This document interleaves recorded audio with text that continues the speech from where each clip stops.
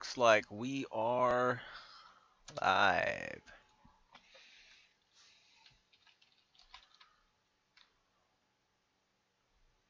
I'm gonna put some tags in here real quick.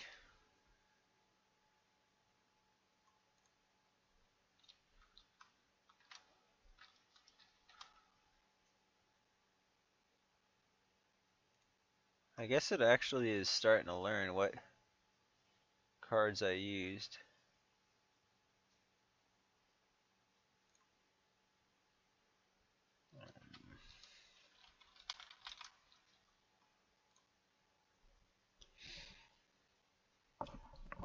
Okay, that'll be sufficient enough. So, welcome everyone. Hopefully the audio is good. It sounds like it's okay. If there's some noise in the background, just gonna have to deal with that for right now. Oh man, I just ate some grapes and the skin is stuck to the back of my roof of my mouth. See if I can get that loose. But anyway, so the plan for this stream, I'm mostly just going to get into some games here. I've climbed a little bit here. So we're at 4 out of 5 on the Mosaic. Our win-loss ratio is not great this season, but it's okay. You know, 33-20, so this is pretty decent. But there was a while ago, I was trying to climb with Scoia'tael. I don't know what it was. I started playing Dwarves. I played 6 matches. 1-2, one was a draw, and then the other 3 were losses. And only one of them was a somewhat dominant win. The other one was very narrow. So, geez, that grape skin. Dwarves before were like what got me, I think, to rank like from 3 to 2, and then I went from 2 to 1 with some other decks, but for whatever reason, Dwarves are just, it's not doing it. And I just beat Dwarves with Skellige Witchers. Like, it was really strong.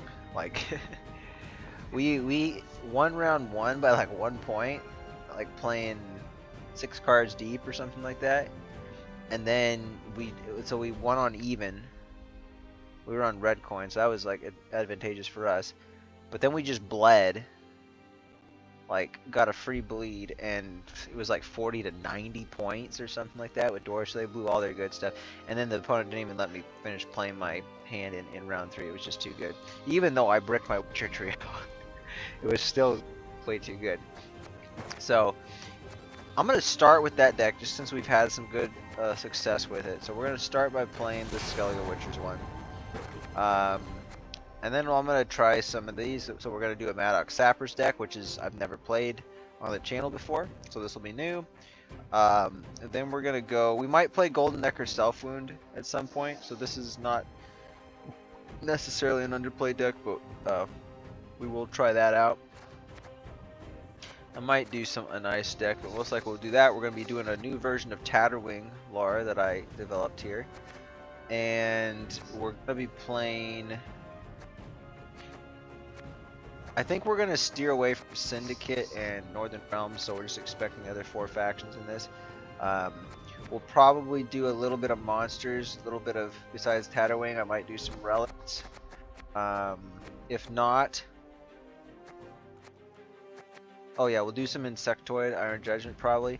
And then for Nilfgaard, we're going to do a Soldier's deck here, and I'm also going to do an Imprisonment deck, which I believe I've played this one once, but I haven't played it very much. So let's jump into the games. We're starting with Skellige Witchers. I've played this, you know, a fair number of times before, but it's got good tempo. Ideally here we probably get, I don't know, I'm not exactly sure if we want blue coin or red coin. If I get the offerings in hand, I think generally we might want red coin, but if not, I think blue coin is a little bit better for us. So I've noticed some people keep one of the Witchers in hand, but I always like to put the whole trio in the deck. Although I should have mulliganed this other one first just in case we grab Portal. Okay, we didn't, so it's fine. So that was still the best mulligan. This is not the best hand. It's workable though. We at least got Vesemir, Mentor in hand, and All God, so I like to see that.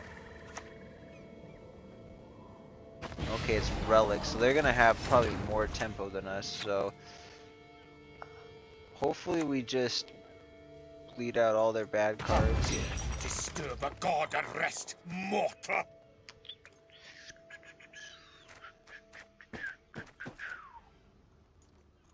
I doubt we're just gonna totally miss Portal. So let's boost that, and we'll boost that.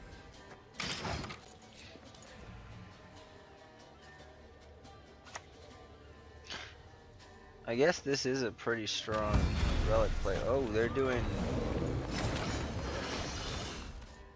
Interesting. I wonder if they bricked their Portal and they still decided to play it or what. That is an interesting play though.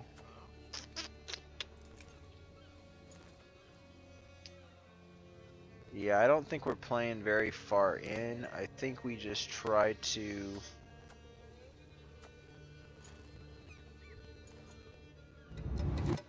We might end up in a situation where we can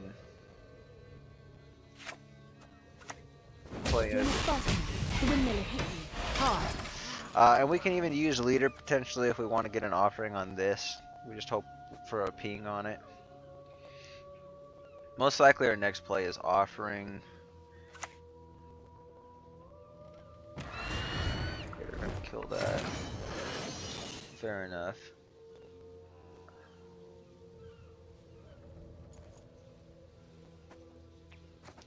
Yeah, I think we just do the offering and try for the carryover. I don't know that we necessarily want... Oh, that's not good.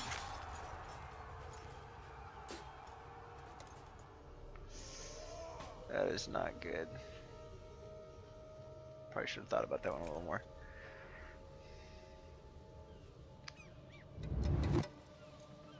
Yikes. Yeah, that's really bad.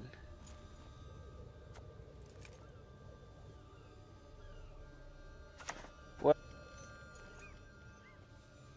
This isn't the lowest. I think we're gonna hit that. We can probably get out if they decide to pass. 2, 3, 4, 5, 6. I wish I had Behringer here.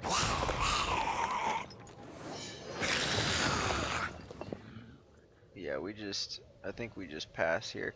There's an argument to take one of the offerings and hope that they keep playing. But do I have an option to, like, it's 11, so that's like 22, but they only remove 3. 1, 2, 3, 4, 5, 6, 7. So it plays for 7. There's like 11 points there. Plus a 3-point removal.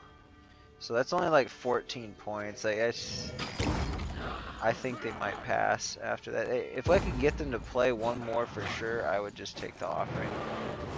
But I feel like that indicates that I'm probably trying to get out of the round. Although they could think that I got tempo with like Behringer or something, or I don't know, I'm just looking to play the Mentor. So this is maybe a bit problematic, but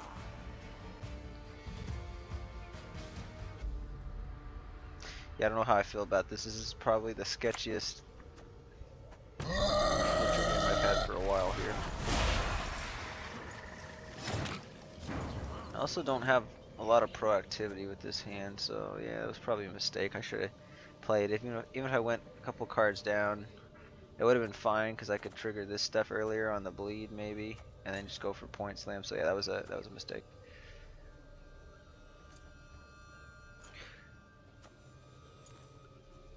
Yeah, we're never gonna offering that. And this is not good. I don't think we'd ever Eskel.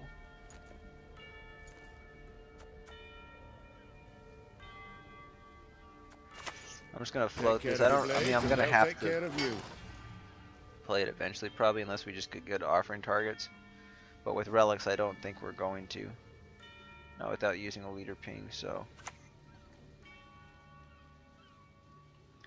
Yeah, they just got a busy tempo here. A better world. That's maybe going to be our best Eskel. I kind of want to see if they're going to play a Self-Eater first. But I have a way of dealing with it slower if need be, though, so I'm not too worried about it.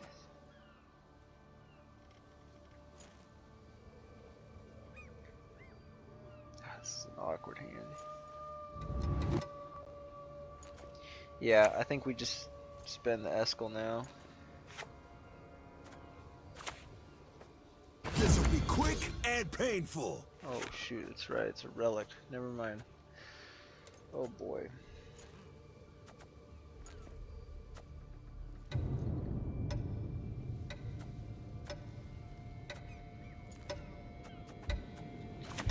Yeah, I'm still gonna take it on the Griffin. It's not. It delays the Sabbath, which might be helpful. I'm worried that they could just have like a Morvid or something like that, but that should be.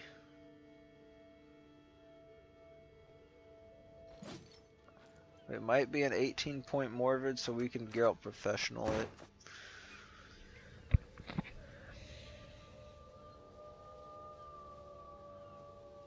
The thing about taking a pred deck, they're just gonna lock that. Okay, that's pretty bad actually. I probably. So that's net 2-point loss, I think. Yeah. This hand is so bad. That was a huge mistake not to play in on further in round 1.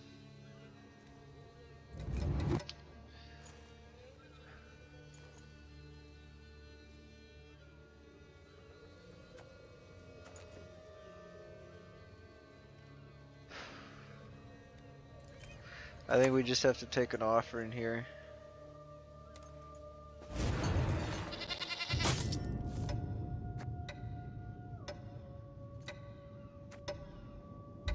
Yeah, we just have to take it on something that we're pretty much guaranteed to pull.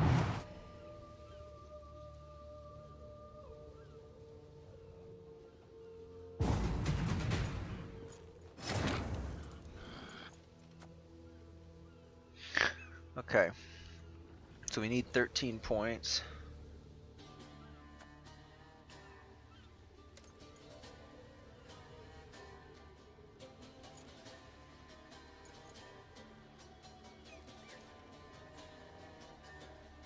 So this is going to play for 8. It's actually 1, 7. Plays for 8.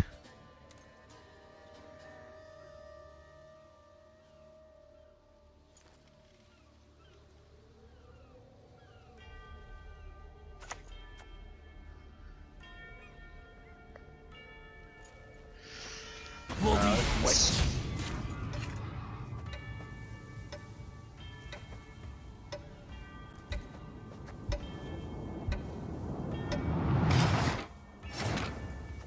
Okay, we're not gonna have to play an extra, so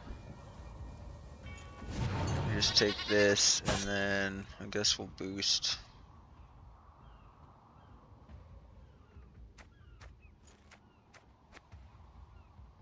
Do they have a tall punish? Probably not.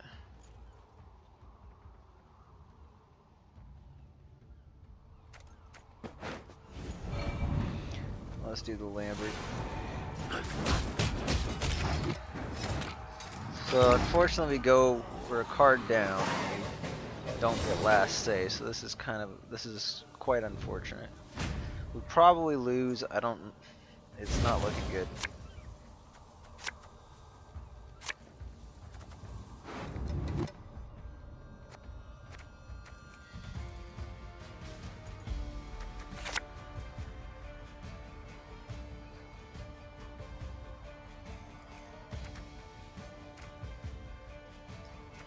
Definitely put that back. Okay.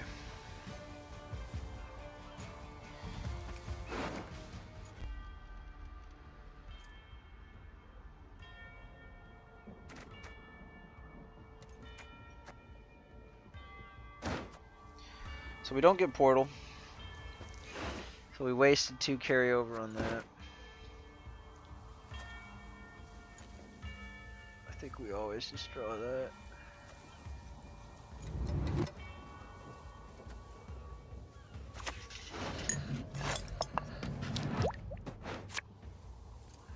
Pretty much always just. Can I do the pendulum?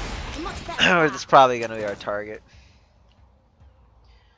If they go tall, Geralt Professional might be the target, but we've used our leader charges, so Junod is not gonna work, and I don't have any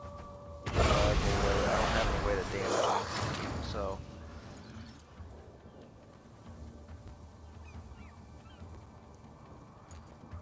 that's gonna hurt.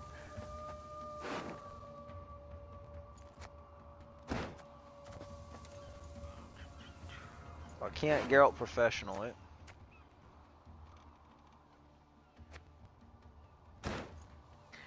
I can't Junod it. I can't.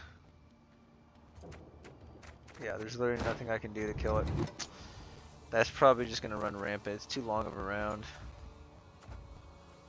Now I really wish I didn't play this deck.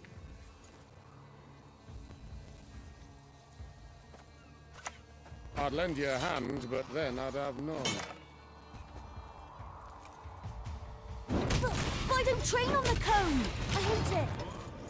Should have waited for that ping to hit the shield, but I don't know. We're either gonna win or we're not, but it doesn't look good. I mean, if they have even if they have a really bad hand, this is still just playing for tons of points because I don't have any answer to it. I really should probably just forfeit now. And just think, I was just winning almost every single game. Like the last 5 or 6 games I played with this, I won them, and then first game I should. This is definitely the worst draws I had gotten the whole time though. So that's the one problem with this deck, is it does have a lot of bricks. But live by the sword, die by the sword. oh, we'll see what happens.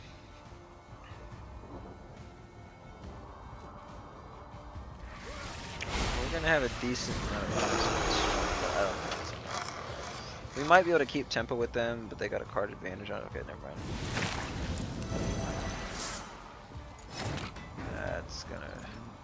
That's no good.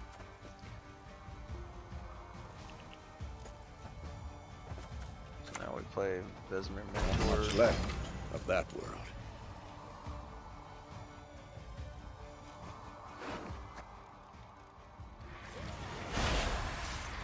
Oh, you know what? That was a mistake. I should have Geralt Professionaled right there. I don't know if it would have been enough to save me, but.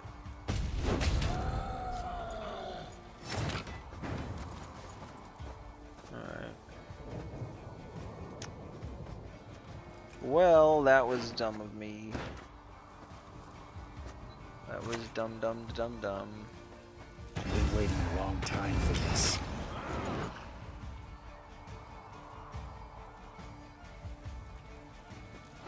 It's probably just Bear Witcher then. Because otherwise he only plays for, yeah, he can play for 10, 11, 12. Welcome back, Geralt of Rivia.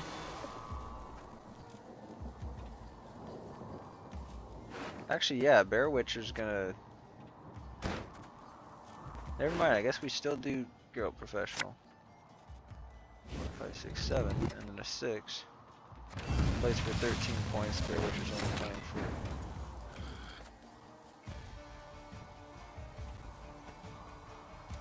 Yeah, I really should have taken on this. So. Let's get this over with. We get it on the Lord Riptide though, so that's pretty solid. I hate portals. Yeah, they're not really doing anything with Sabbath, but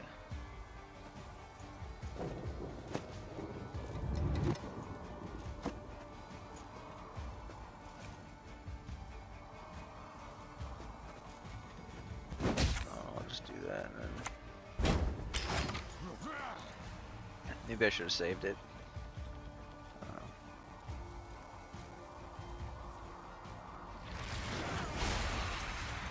Yeah, this is not enough. Okay, Jotun. We wouldn't have been able to get it as a multiple of 3 though, so. One more time. Now, try throwing 3. Like I said, we can keep tempo, but that's about all we can do. If I would have shut that down though, this is playing for, it was essentially 5, 5, 5, 5. Yeah, that would have been way better. No problem.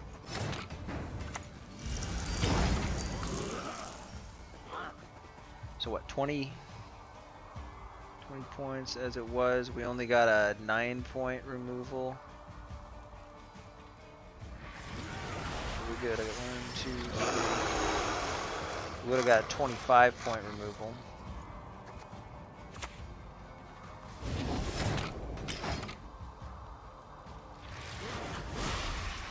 So what are they gonna do?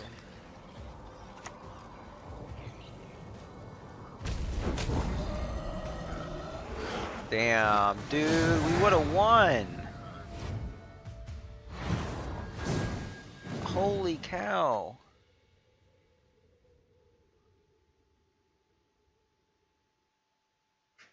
Actually, no, it wouldn't have been 25 points removal. It would have been effectively a 31-point removal. So we would have won. Oh my gosh, how did I not see that? I can't believe I could have saved that. Anyway, so big misplay. At least I did call out the misplay. I knew it was a misplay immediately. I just didn't realize how. I mean, I knew it was going to be bad, but I didn't think we would have. Even if we did it, I still didn't think we would have been able to beat it. But apparently we did. All right, I'm feeling like a glutton for punishment. Let's do some Maddox Sapper spam.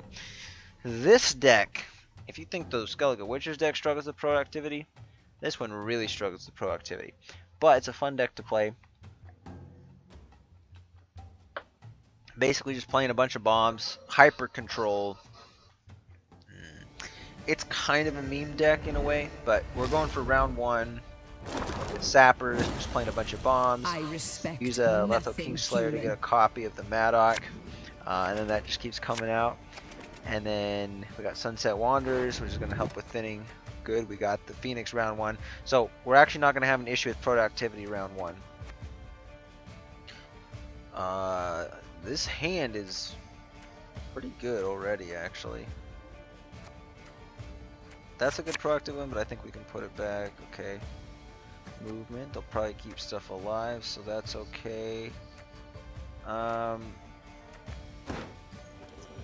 might like draw a Nausicaa. Well, I could draw a Slave Driver. I'm gonna risk it. Damn it, I drew a Nausicaa. Oh, well. It's fine. It just sucks that it's that one, too. Like, I should have mulliganed this bomb, so I was not playing on the Sunset, so now our Sunset's gonna be 1 point worse, most likely.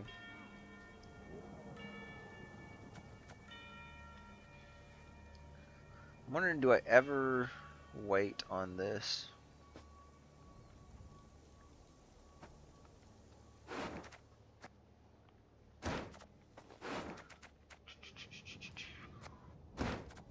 So I can get 3, get down to 7. Do we ever own Nero for anything? No, I don't think so. Yeah, we just open with that. Kinda sucks, but... So is this like a traps deck with guerrilla tactics?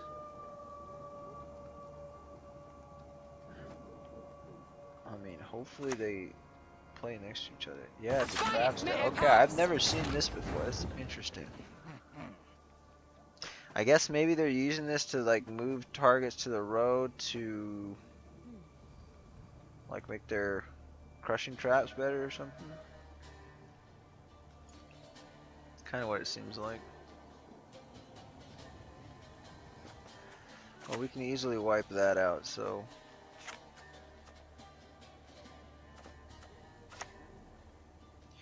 What I Stop don't your like yapping and though start is digging. that oh never mind. Yeah, we'll just play the Northern Wind. Of course we got it on melee, bro. There's a lot of luck with this one because like opponent can just play around this. I mean, so next we're gonna do Kingslayer. But yeah, I made a mistake mulliganing this one. I should have.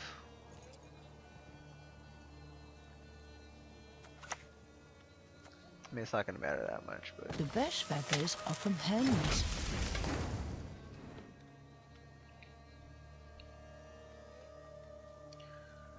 I wonder if we ever lock that.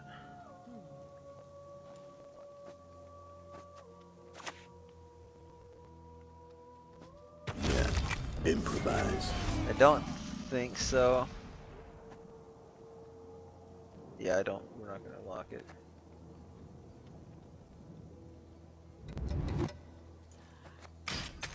Sit that there. Hopefully they don't lock my Maddock at 3.1. Enough of this farce. Bed dry, Adelaide! It sucks that we drew another Nautica though.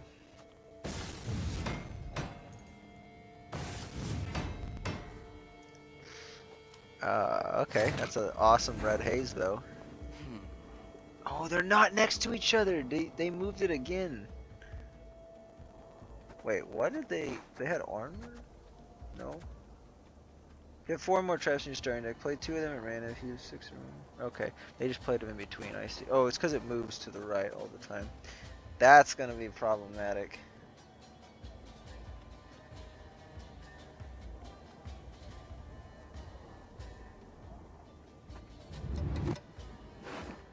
I'm questioning whether I think after that, I don't even know if we want to stay in the round.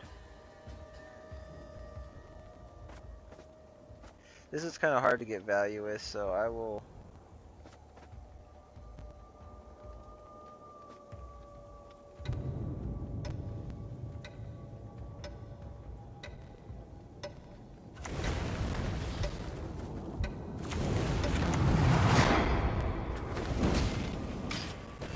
Let's see what happens.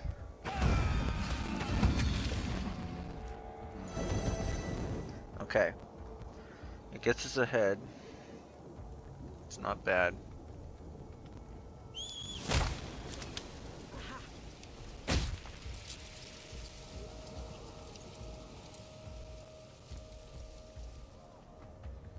Why would they do that?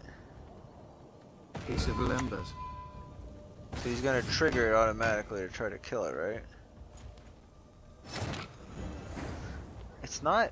Their matron's not working. I don't know why they're doing it like that.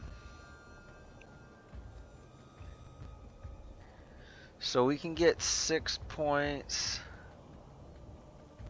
I guess just because they know, yeah, that's gonna be crazy value otherwise. I could own Nero.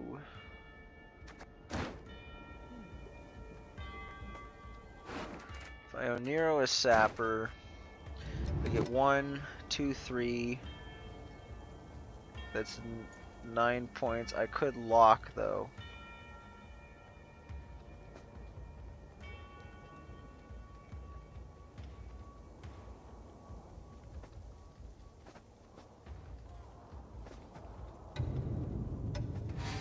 I'm gonna try it. I think I'm gonna rope. Where is it? Where is it? Right here. Oh, Gonna need watch it play the. 3 buckets of nails and a tub full of pegs. Hopefully it plays the red haze on the right thing and not my own unit. Please don't play it on my own unit. Okay, it works. Thank goodness.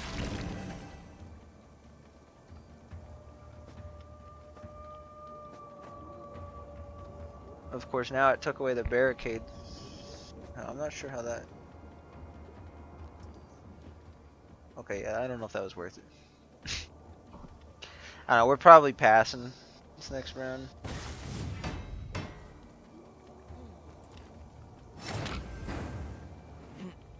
Dude, it sucks to lose by 1 here, but I mean, is there ever a situation in which I stay in?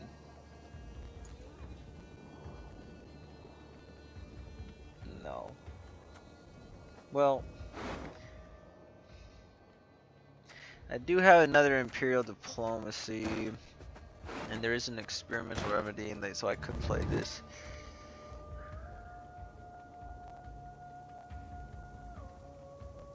Yeah.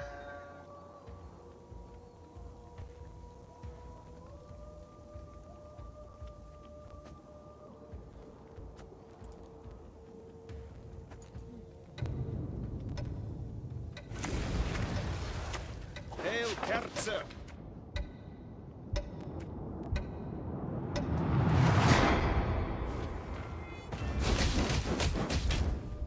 We've Okay. lived in I should've isolation known that for was a too pitfall. bloody long. I mean, if they want to take a sudden death, I'm okay with that actually, because I got the Nausicaa's in hand, and we have Sunset coming out, so.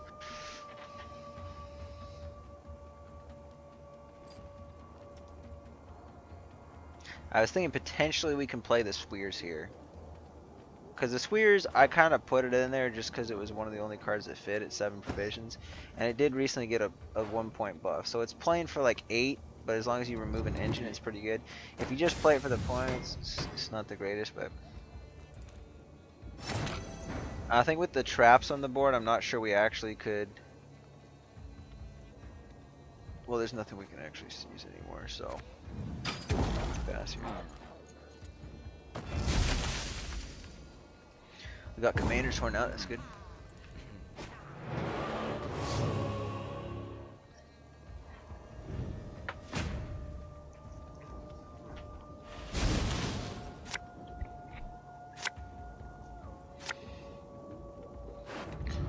I just would prefer that they don't bleed us out of the Nausicaa's here, so we might just mulligan both of them. Yeah, I think we just mulligan both of them. Try to thin out more. That hurts.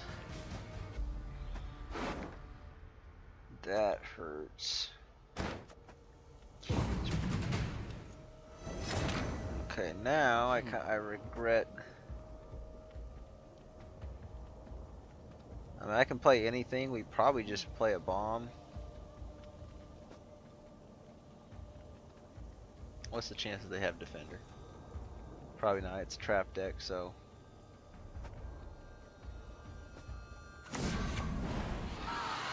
They might have some sort of engine, so. Yeah, I think we'll just discard a bomb. Although the bomb does. Well, we're only going to get one more thin from the Vigo. In fact, it might actually be better to do Nausicaa with it. Normally I would go with a Sapper. But unless we like draw all bombs in the hand, then it's not gonna matter.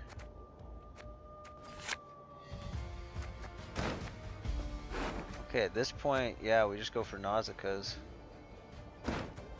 And they're not gonna have a ton, so that is.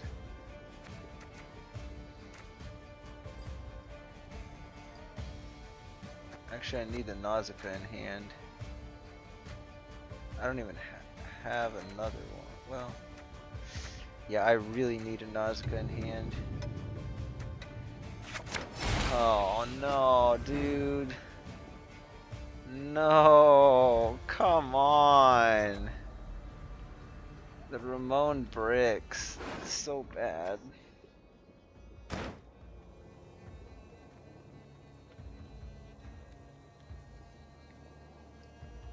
Well, hopefully we draw it off the Sunset. Here's hoping. And it needs to be drawn. I can't own Nero for it yet, so we just start off with the. The senses can be Actually, is that fooled this? easily. Oh, okay, I already played it too late. Yeah.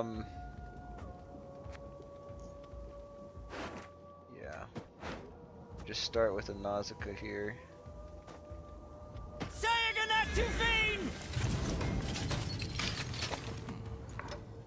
At least we have the targets for the slave drivers. I probably want to play a slave driver first if they just because Okay, so we're just gonna play back row then.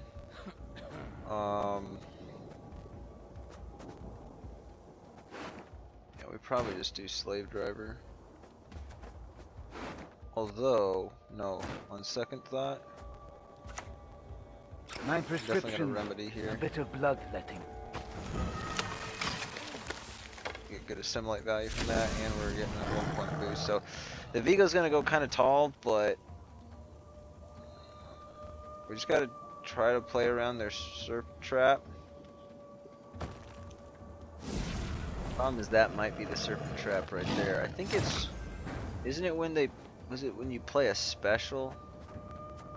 I think it's when a special's played.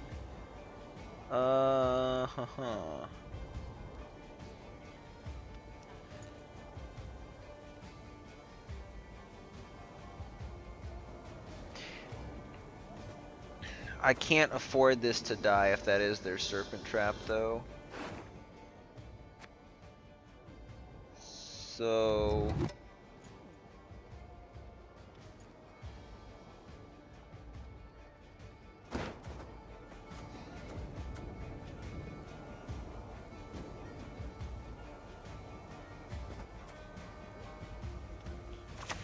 yeah, so I'll just play a slave driver here.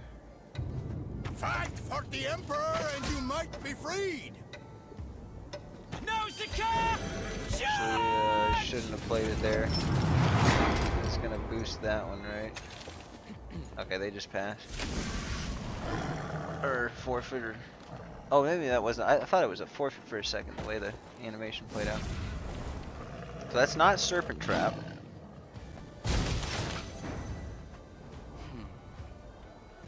Okay.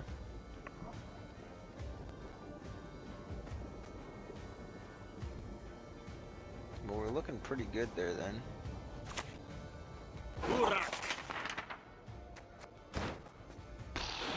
Wow.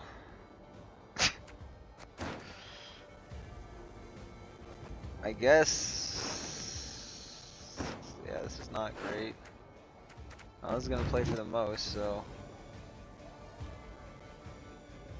So we play that Lady there. Aaron will be pleased. Okay, so that plays for just 1 point. It's fine. Force sensitive. Okay, so now we gotta start playing there. But I want this to proc, so... Interesting, right? Scenario.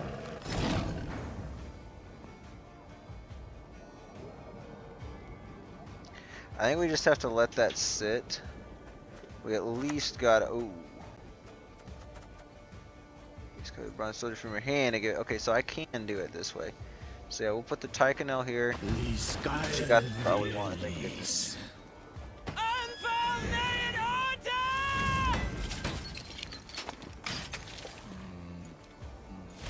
Yeah, we play around this pretty well. There's no way they're...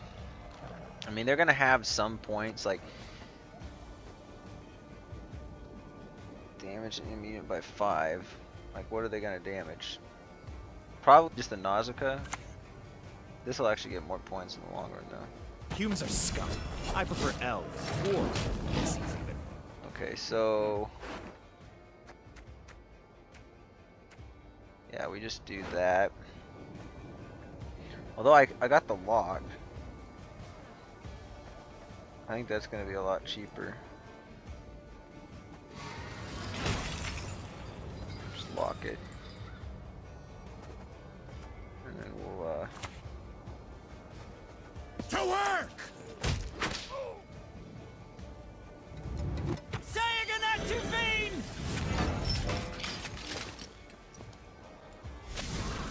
it's looking pretty solid.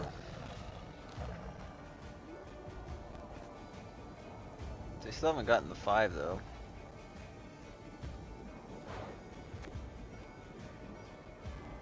Oh, Clear Skies is way different than I thought it was. Huh. It's weird how it changed from like clear all weather effects to just boost all units in a row. Okay, they're just making room for me. That is kind of what I wish my lock was.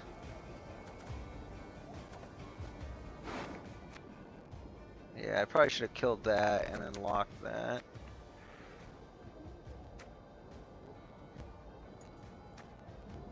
I'm just thinking the Nausicaa's gonna play for more there, so.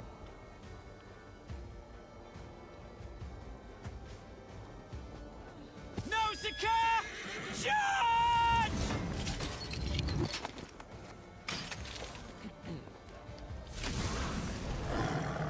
There's no way they have that many points in like 3 cards. I mean, I think it's maybe gonna be an Eldane, so they're gonna transform all the traps into Elven Deadeye, all the artifacts. Or maybe is it traps or just artifacts in general? But like they haven't played a Yeah, I Bree, worked so with unless them. it's like Bree and Better then than working. Eldane, maybe that's their final play. But to me, that seems kind of weird. So this is gonna get. It's got a high chance of pinging armor, so like they only get 2 more, so the Nausicaa is still gonna be a lot better.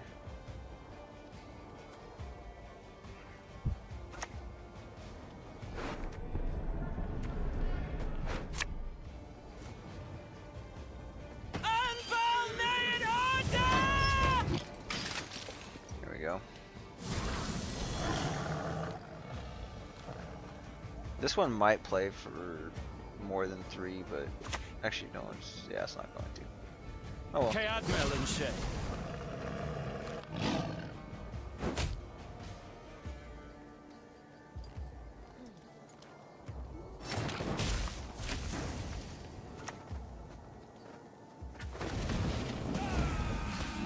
Oh, I forgot that the Maddox are still going to come out. That was actually a mistake. Oh well. We still got enough points. Yeah, so I actually shouldn't have played the Oniro there. I totally forgot about the Maddox. I've no patience for the Daisy of the Valley! Yeah, it wasn't even. That was a pretty sad Eldane actually. He only got 8 points off. Well, 7 and then 8, so it's, you know, like a 15 point and then clear skies.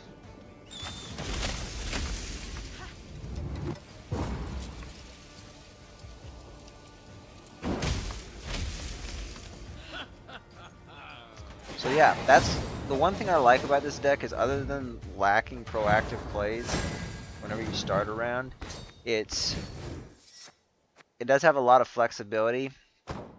If you save the slave drivers, because you can use it for Nausicaa spams, which are really good for a short round, or you can use it for sapper spams if you need to thin out the deck more.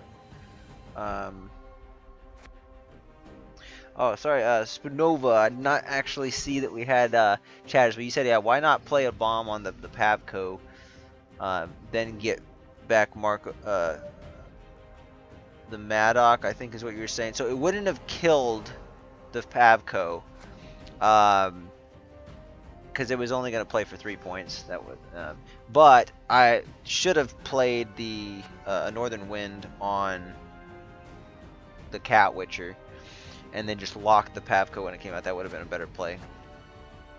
But, all right, that was kind of fun. Let's go. Let's do that deck again. And then maybe I'll switch to the other Nilfgaard one where we got like what's it called, Master of Disguise spam pretty much with Portal. So I got Portal summon them out. I also got Sappers in there. So it's just kind of a fun engine one. Like they're only a 1-point return engine, but if you just swarm the board with them, it's really good because I also got soldiers there, so it's can be very deceptive, and the opponent can sometimes end up playing in thinking they're going to get ahead, and there's a lot of just passive points on the board. So yeah, again, nice. We got Phoenix. Maddox goes back.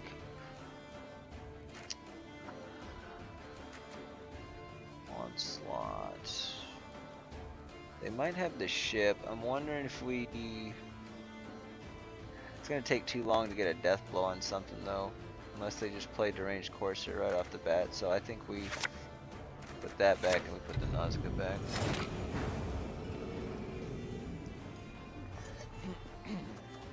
Okay. I wonder, do they ever just... wonder if they do what the AI does and just like double leader this right off the bat to kill it? Probably not. That would be really stupid in my opinion. That's what I don't like about the AI is the AI does some really dumb shit. So whenever I test out decks, I try to play against real players, and a lot of times I just have to go straight into rank because even the regular casual play is kind of it's overrun by bots at this three point. buckets of nails and a tub full of pegs. Oh shit! Okay, have the extra armor at least. That's good. I guess it has 2. I was thinking it only had 1 armor. I'm like, uh-oh. Because the thing that's important to remember about I cannot talk right now. The thing that is important to remember about the sapper is it only gets the passive thing if it's barricaded. Okay. So yeah, Improvise. that trades up. I mean, so far this is going super smooth. That was a nice draw off the sapper. Funeral boat. Why are they what are they even doing? I must not understand Maddock. They should have taken the armor off the sapper. Wonder if we just Oniro for. This kind of feels like one where we should just Oniro for Taikano.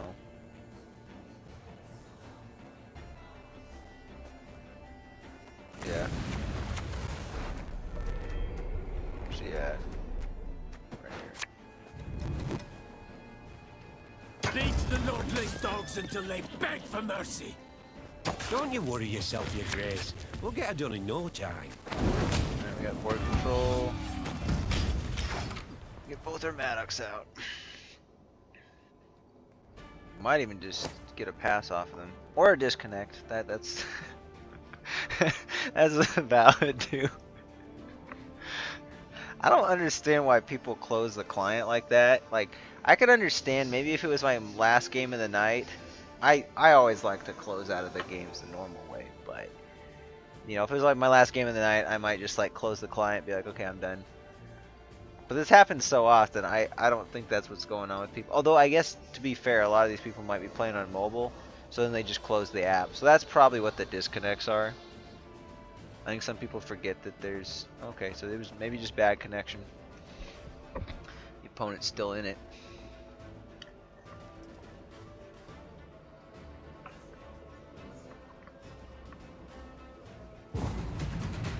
Okay, they pass.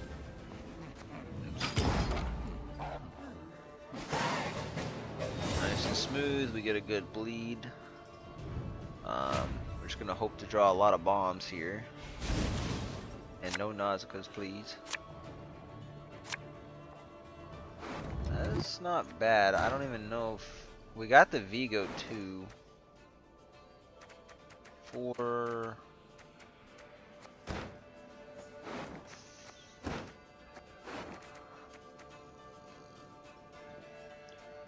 I think I'm willing to risk...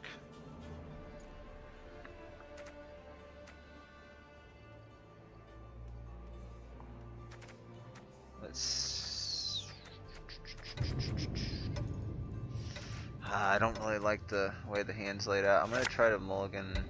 Okay, I'm not gonna risk it any more than that.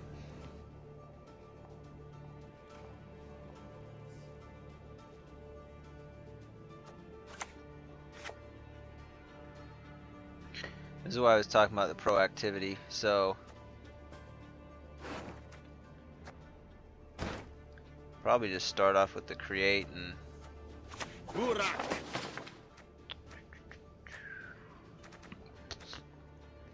still bad. Ariel's been chosen. The gods speak to him. It's better than wasting a bomb though.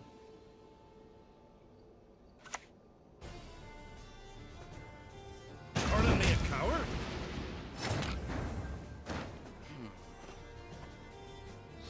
So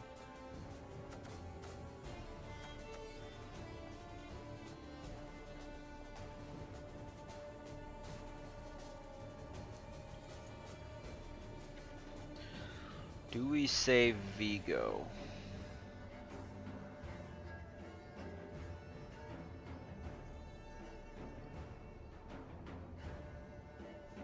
Well, we already did the Tycanel, so yeah, I might as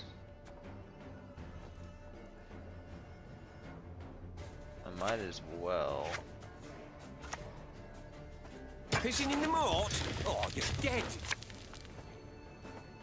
Oh, ooh, that's actually bad. I should have locked it. Just hope it dies then.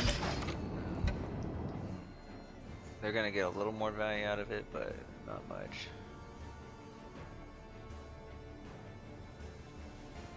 I wonder if they ever just leader the sapper, and of course we drew a Nausicaa. Blood for foul blood! Okay, they're gonna take a thin. It's pretty bad though, sinking damage on the Maddox when they're just gonna. Won't pay us in gold. Oh, they actually can blood. kill one of them. Not bad. So I think in that case we just take our Swears Seas.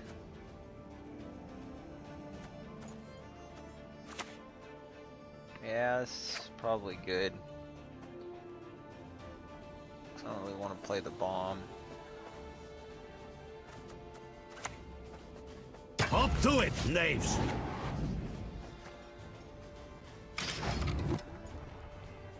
I doubt they're playing a lock, so I'm just gonna let the Maddox sit.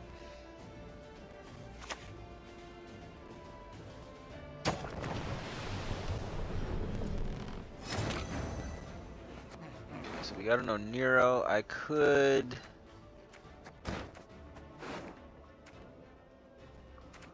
Could on Nero for that.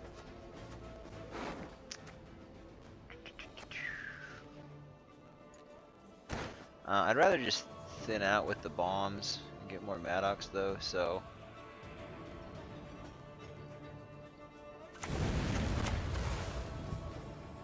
What is truth if not an illusion?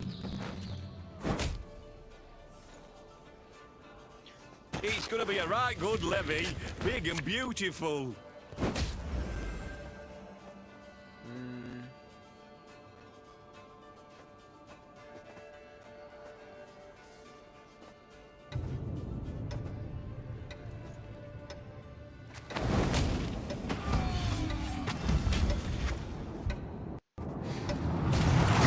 It's probably gonna rope. Yep, it roped. Fudge.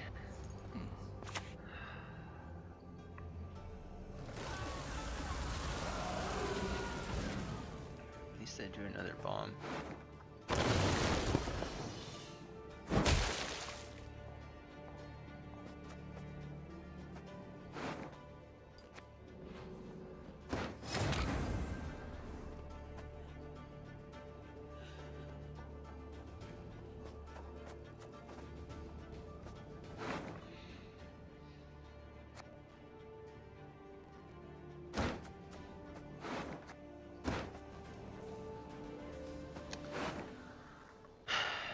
I might need to keep that for the Nausicaa, but then if we get bad pulls, it's bad, so I think... Well, I do have a Nausicaa in hand.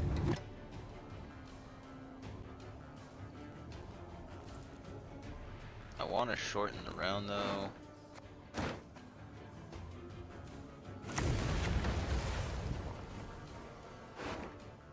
I kind of probably shouldn't have done that.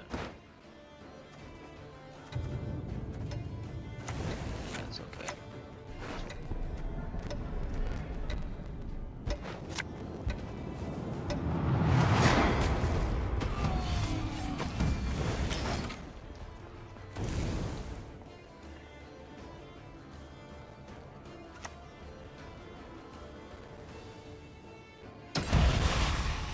I wonder, do I ever take a pass here? This is actually not... No, we keep playing here.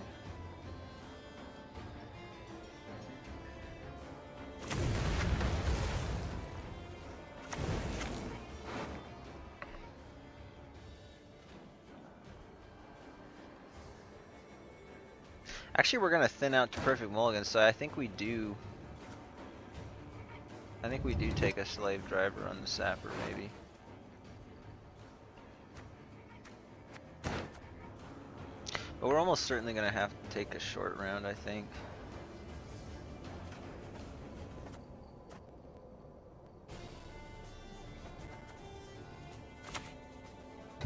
Nah, screw it. I'm gonna try it. Stop your yapping and start digging.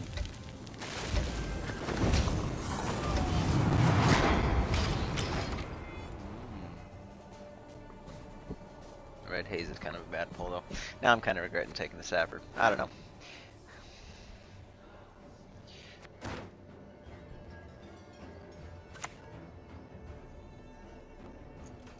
That would have been an okay pass. An unfaithful.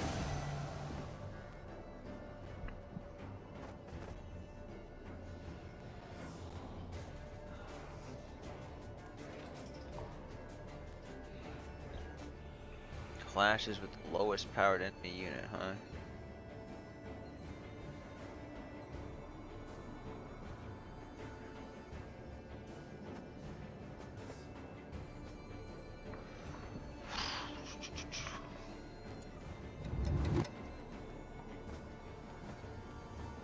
That's gonna trade down. They still got leader charge. I kind of want Sunset to come out, so I'm gonna play that.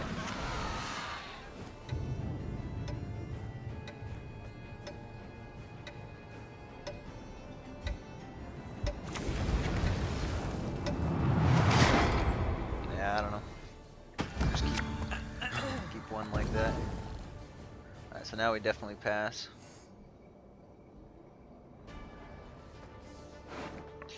I just want to shorten the round as much as possible. I mean, ideally we would have drawn this, or maybe Imperial Diplomacy.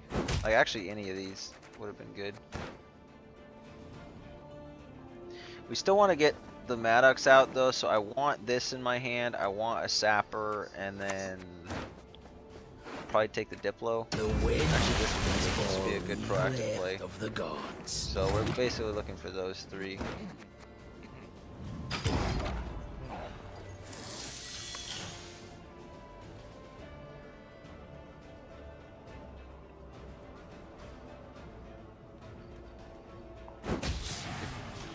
Unfortunately, they will get out in one card here, but I think they're gonna have to slam. I guess that's enough.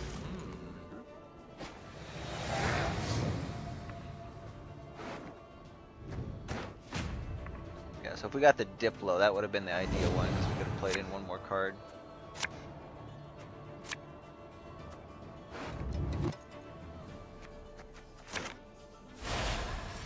Alright.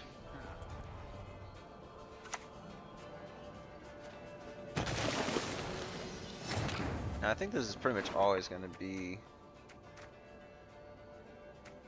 Yeah, that's always going to be the play. A highly curious case.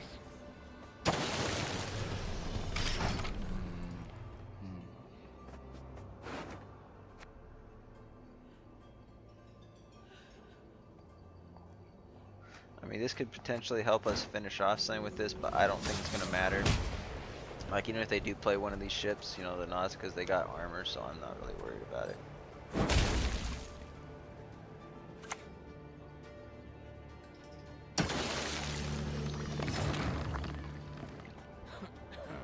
Do we just take that?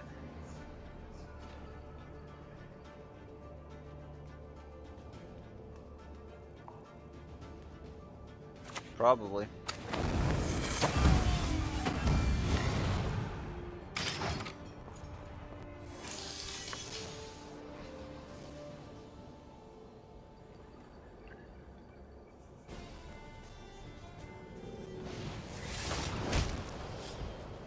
Guess they get one extra armor. Oh, their Terror of the Seas I don't think is that high though. It might be like 8 armor. Burn! So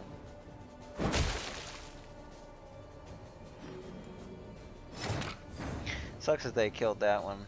But Unfounded order!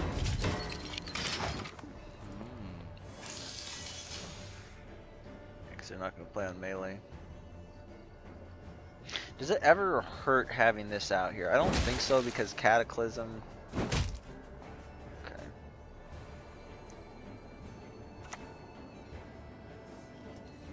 Gotta use the iceberg, get out of my way. That's actually a stronger round, short round than I was expecting. Oh, why did I put it on there? I should have put it on here. My bad. Shit, because now they just kill that and it gets 1 point better. Man, I can't believe that. Okay, that was like 19 armor. Never mind, that was crazy. Fight for I think the we actually Emperor lose and this. you might That's be free. crazy. There's some more in our bite. I never. Okay, wow. Pirates are. That was very deceptive. That's a strong short round. Huh.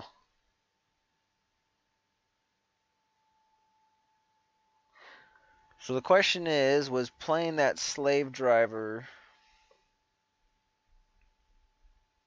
The thing is, I would have had to pass like 2 cards earlier. I would have given them an even longer round, which wouldn't have been good. So, yeah, I think that was just unfortunate. That, man, I thought for sure we were winning that. Anyway, fun deck though.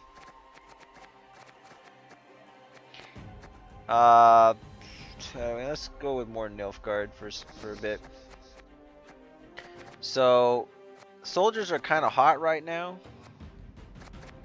but we're just gonna do imprisonment. So this is interesting. I'll just take a quick look at the deck.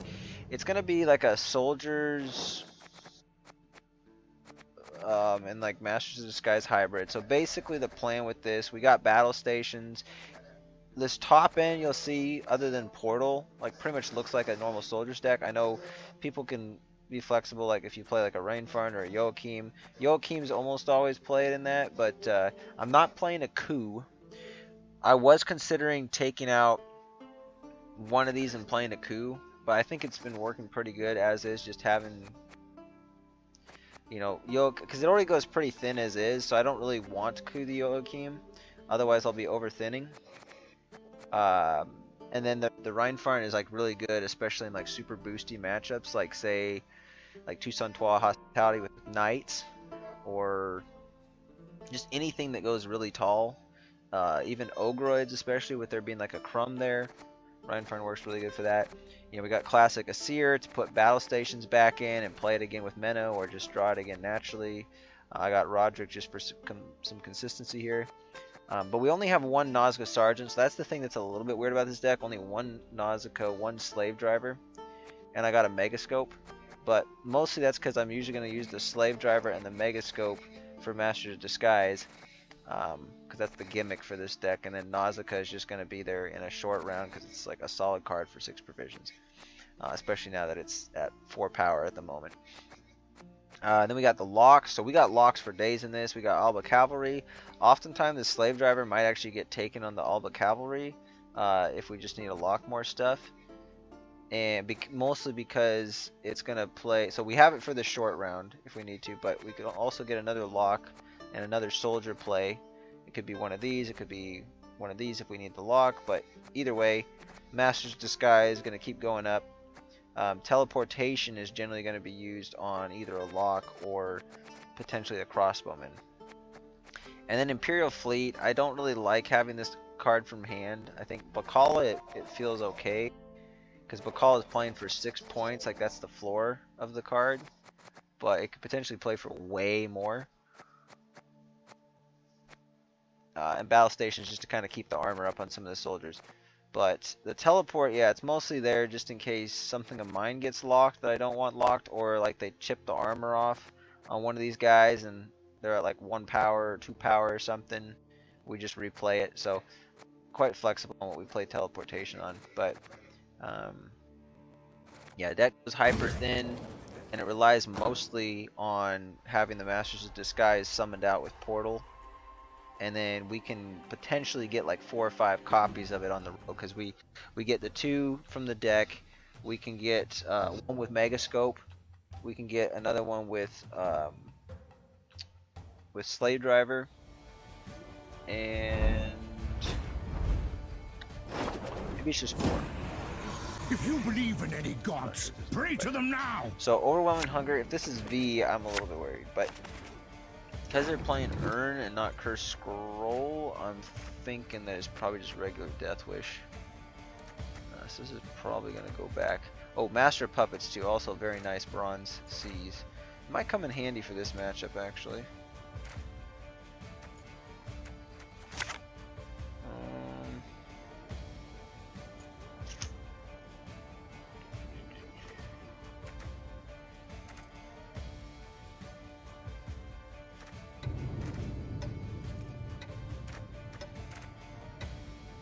Put the Megascope back. Oh, damn.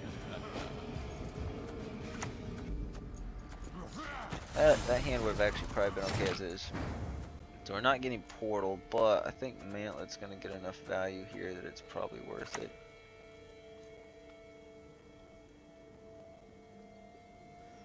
Brothers, we charge on 3. Now, oh wait, what if it is V? That might have been an okay lock.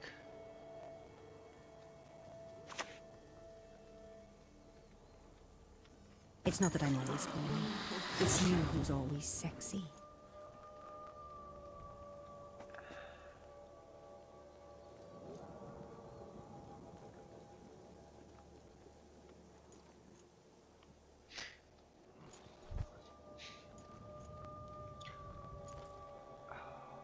I think maybe that is the move.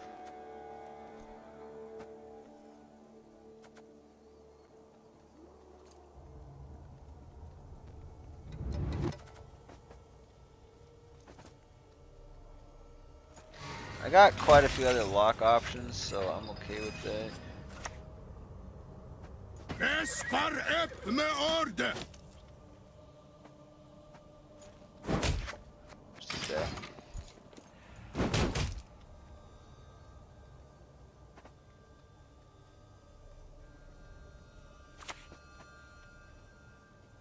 Come to me.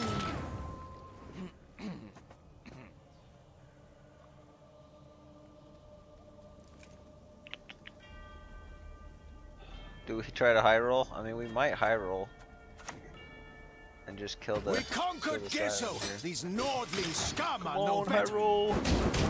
Yeah, let's go. We got it.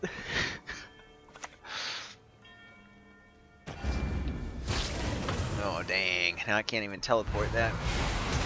Lock would have been better. We're okay with taking the long round. We don't necessarily want them to bleed us, but I don't really have a very playable hand, and I don't think there's any hope of me being able to contest this here. So.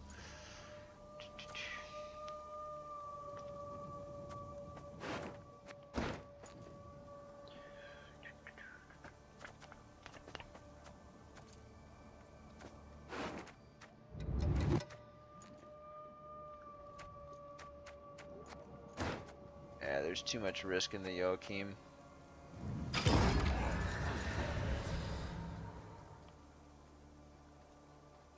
Not gonna lie, I'm a little bit worried about playing this against the Death Wish deck. But if we get Portal, because they're gonna try to bleed us, we really just need Portal. Of course we have to. Oh my gosh, dude, these are like the worst draws. Nausicaa, well, actually Nausicaa's okay. Gosh darn it, dude. Okay, so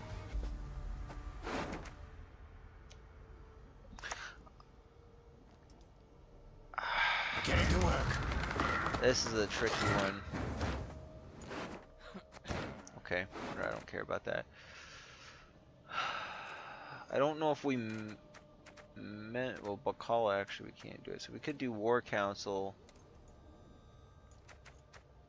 to try to get battle stations. Dude.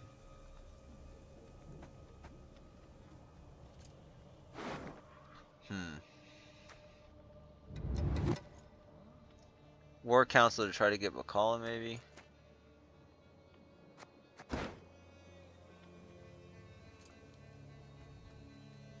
I don't know that I really have any Move now. bronzes that I want to play here. A clever maneuver. I think we have to risk it here.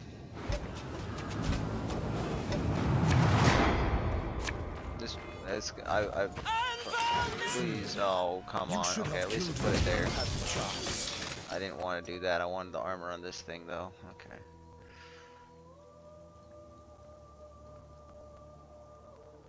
Yeah, I don't like that, but we got the battle prep at least, and we didn't brick the thing.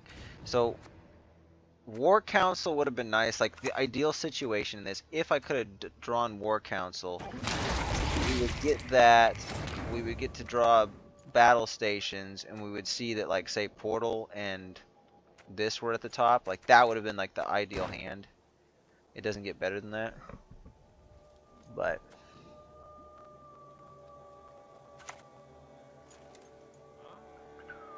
Runfern's gonna be good here, though.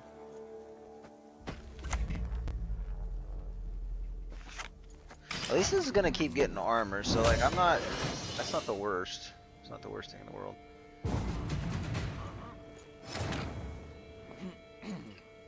Okay. Is there anything else I want to set up?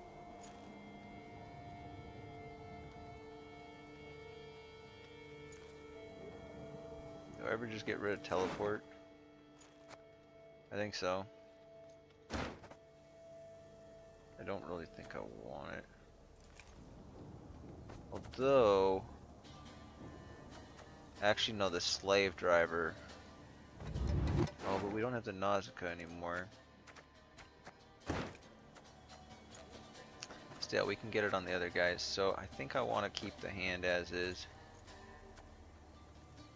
There's enough Deathwish stuff.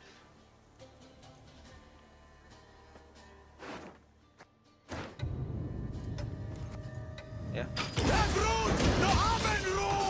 We just keep the hand as is. I mean, just please give me Portal. If you give me Portal and War Council, I'm cool with that.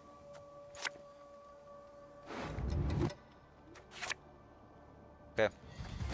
I don't think we risk it anymore. Although the Asir would be really nice. I mean, we are missing quite a bit. What's the chance that we draw the other master? With my luck, probably yeah. But I'm gonna risk it. Yeah, thank you. We got Bacala. Okay, I think.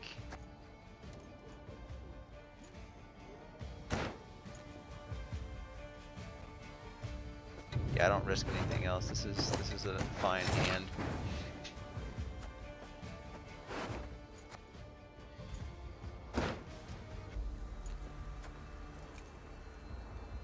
So we're not getting any more draws, unfortunately. So the Bacala is basically just going to be playing for. Axes out! Ready to board! Just play for consistency. So let's move.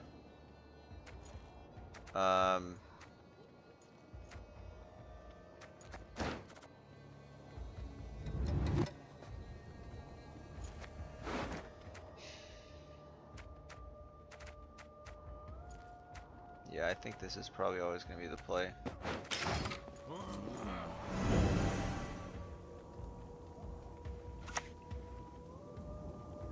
Okay, interesting. They're doing 5. Well, when they click, we got a lock, so that feels pretty good.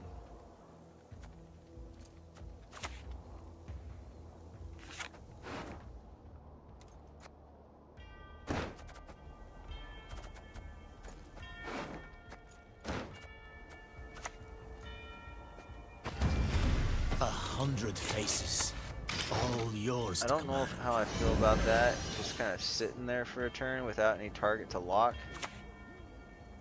But we'll have a lock target now. It's already at the top. Maybe I should have played.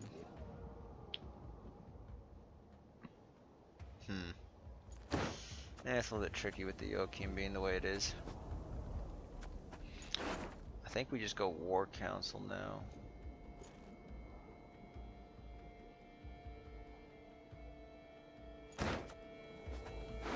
War Council into...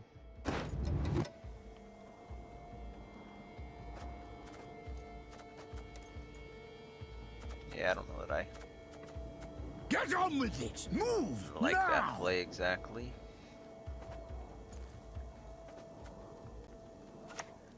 We'll spend one here. I think it's okay. Maybe we should have leadered that one and then played War Council instead.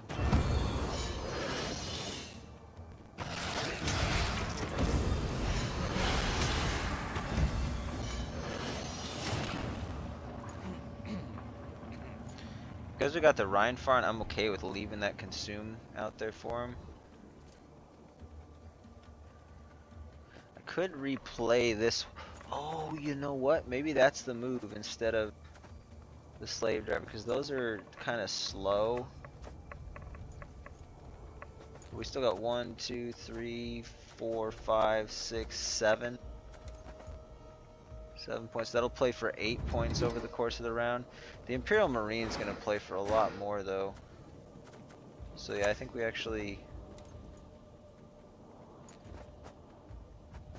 Okay. I shall flog them into submission. This night is deadly.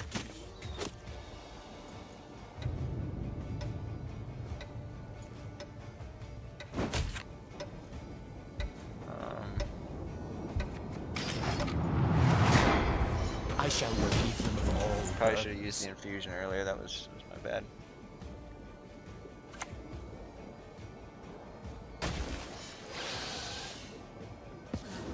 The dark silence.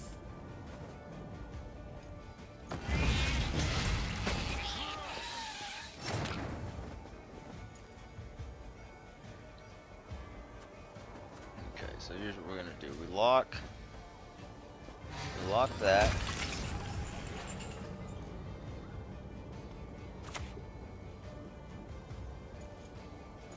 Wars are won with discipline, my lords.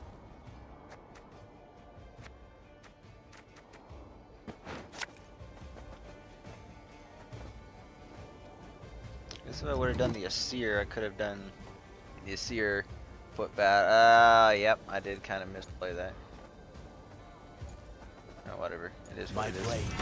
I trust you have sharpened it. Oh shoot, I should have done teleportation first.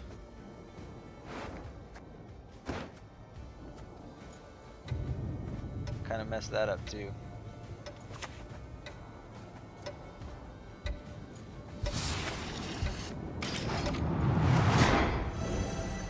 I don't like going that tall on that guy, but whatever.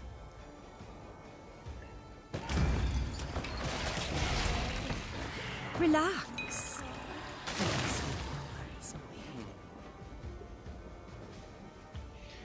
So at this point,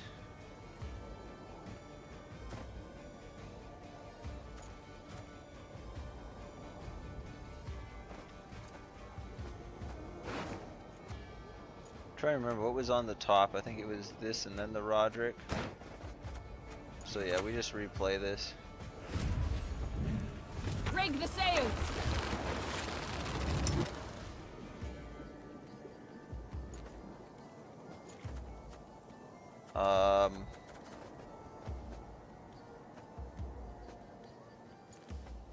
I don't like swapping those.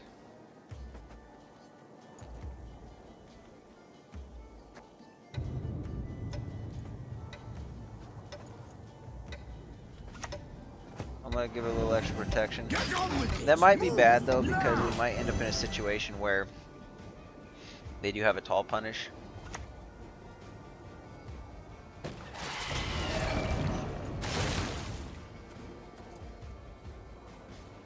So that's gonna be our C's. Yeah, we got a pretty solid.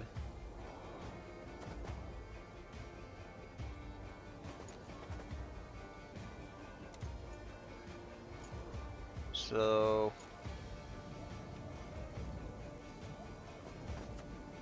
I think we pretty much always just lock that, right? I don't think we're gonna go better route. Unless they just need more consumes and they just do something like that. I don't know. I have access to another lock if I want it though. So I might hold off on.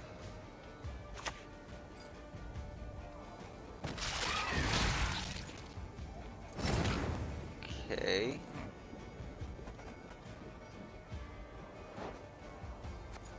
They do a consume, then that plays for 6 additional points.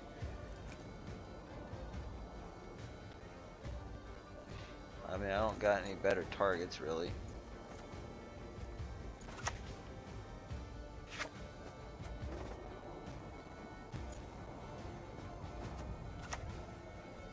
Move! Get on with it! Move now! Oh, I played it melee. What? No! No! Oh, brother. Why'd I? Oh, Victory is on the wind. disgusting. Disgusting.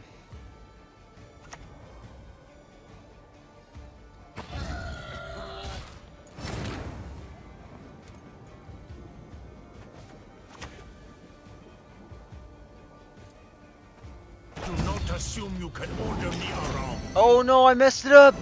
Dude, what am I doing? What am I doing? I forgot how to play this deck. Oh no. Oh no. Dude, that is so bad. I just lost.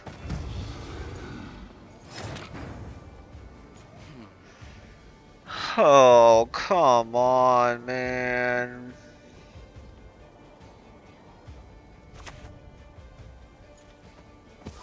Total misplay. Encore!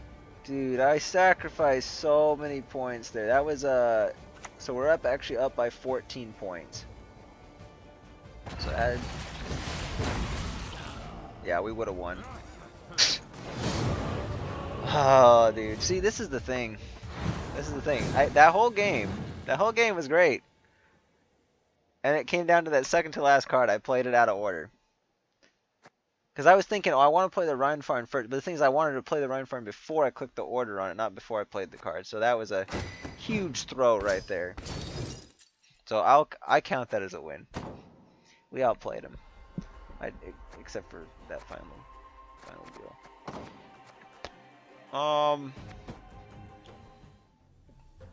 Yeah, let's play it again. We'll do this. Soldiers, people have seen the soldiers decks before. This is a little bit different. This is kind of like a homebrewed thing of mine. So we'll do this one more time, then I'll do soldiers, and then we're going to do a Tatterwing variant. Just great. Alright.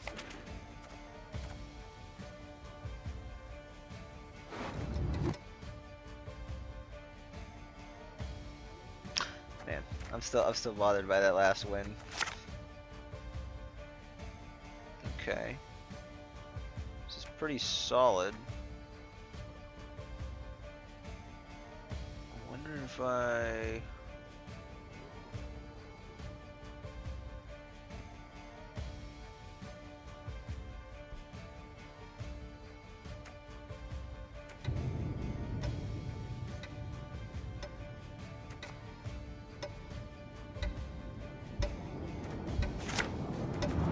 Oh, that's better.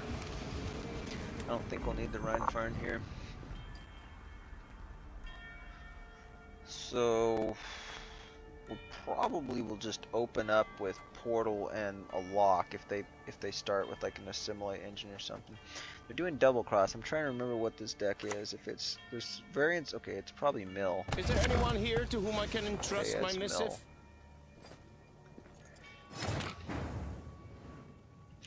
So we're basically just going. We hyper thin, so we have to win this. We have to 2-0 this.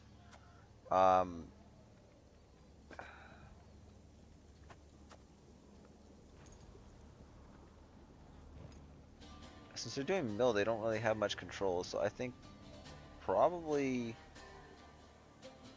I don't even know if we play mantlet.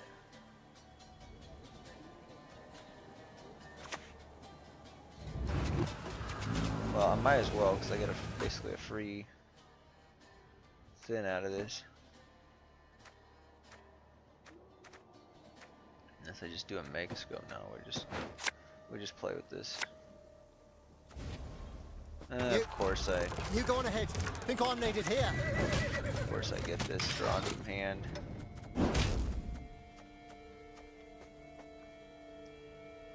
The thing is, they don't have a lot of tempo with mill, so it's not the worst matchup for Portal to get bricked. You know, being only 2 cards, Their kingdoms will you'd kill think it wouldn't be that bad, but I tend to brick Portal like half the time at least.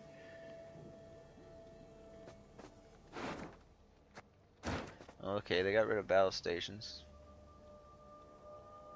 That sucks.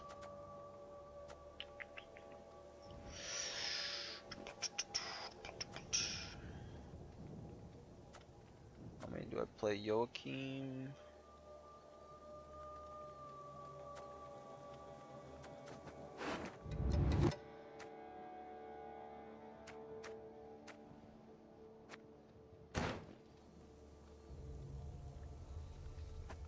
I can just put trash to the top of my deck.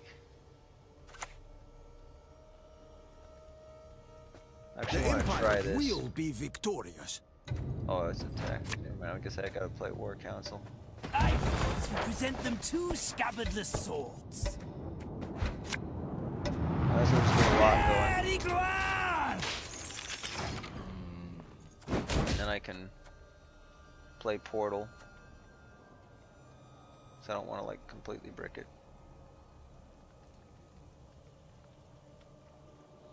We should be fine here. I'm not too worried about it. As long as we don't draw Master of Disguise, that would suck. You will But we know never that was on forget. top already, so it's not really a card that I value much in this matchup, though, unfortunately. Confounded boots. Another blister.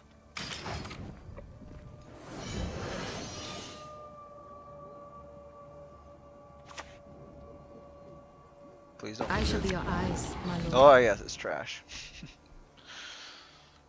It's a 3-point cancer all for them. Now they're probably gonna coup that now, so I don't have well. Okay, we can't do that.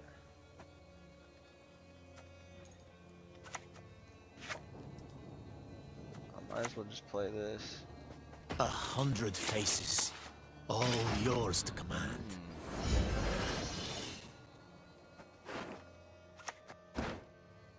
If they do Nausicaa, that would be ideal. Nausicaa. Bacall, that's not. Well, yeah. That would have been a nice engine, but. Because the Nausicaa is going to be pretty much useless to me in this matchup because we have to 2-0 him.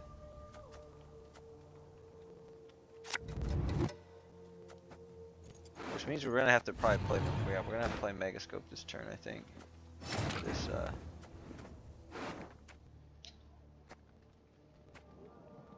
Yeah, because if this gets milled, then I don't have any other Megascope targets, so I think this is probably.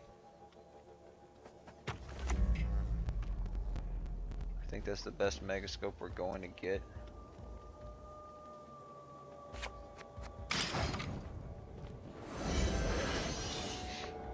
Plus, it's the only time that I can stay ahead like that, so.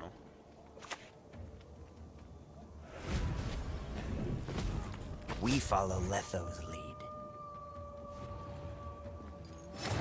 I'm almost worried that I... Okay, I'm almost worried that I over...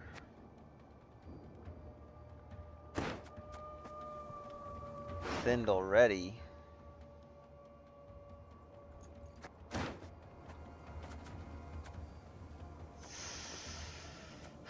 Yeah, I don't know. That's tricky. I'm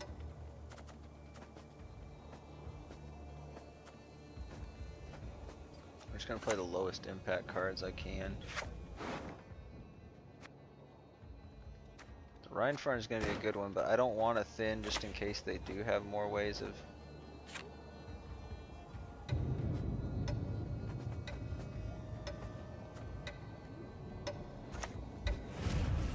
I don't know. They... Oh, you know what? I messed up. I should have locked this. Now they can just replay it with if they have a teleport. But at least they can't create one from my hand to mill me more. But I should use a lock on the Kingslayer. They're taking their time though, so please don't be Rheinfarn. Let us see. Fuck, dude. Okay, that's really bad. That's really bad. Do not assume you can order me around. I mean, to be fair, it wouldn't have been very good for me actually. So, but it's good for them. As long as I stay ahead, we're okay. Actually, I can just steal it with that. That would actually be pretty good. Yeah, so I don't...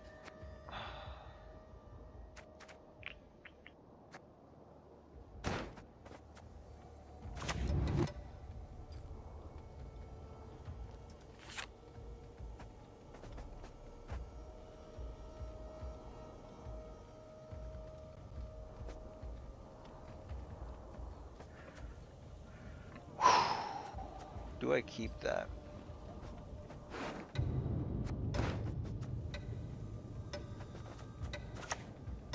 I am your source of I'm gonna lock that self-destruction. just in case. I'll keep the carryover for sure because I'm not gonna need it. Nes Tedatu.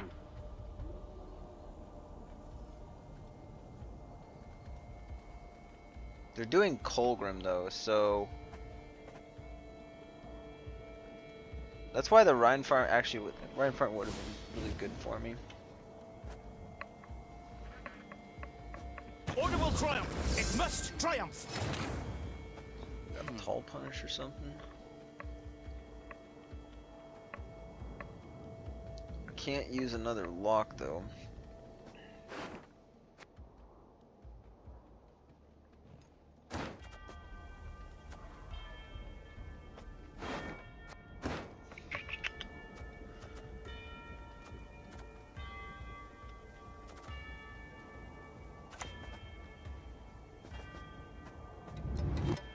Can you smell it?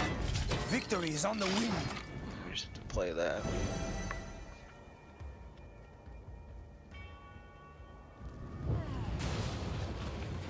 Damn it, they're just gonna lock the Master of Puppets. I just didn't want them to steal it back, you know?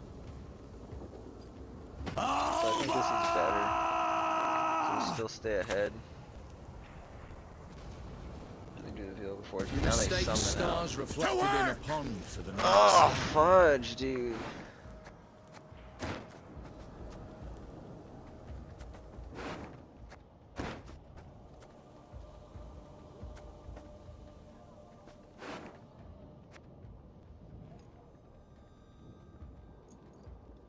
This is as bad as it gets. Holy crap. Okay, so I gotta think about this.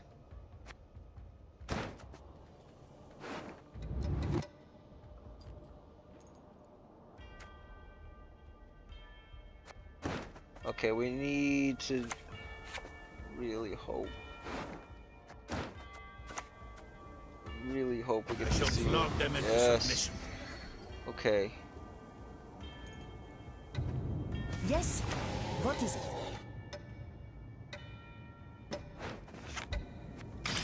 There we go. I think we might be okay as long as they don't mill that. Which I'm pretty sure they're out of mill at this point. I can't imagine that they have anything more. Otherwise, people would be playing the same deck all the time, and it would be, unless a deck has basically no thinning, it would be pretty much What are you two lovebirds whispering about? Respond or damage.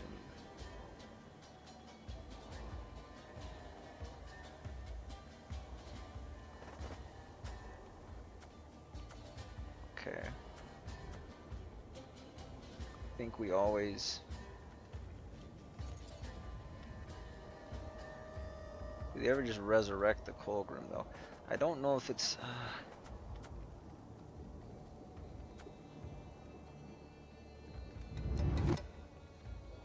They don't actually get another proc on the Colgrim though if we do it this way, so I think we're good. We'll just lock this.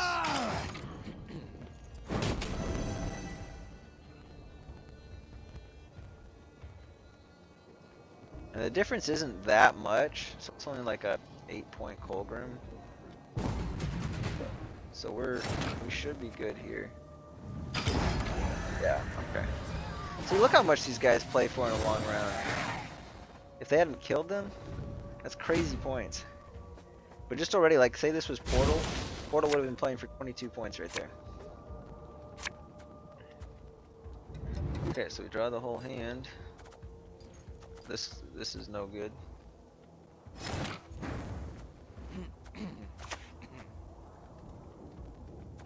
Actually, could they ever put something in my deck? They would never want to put something in my deck. We just discard.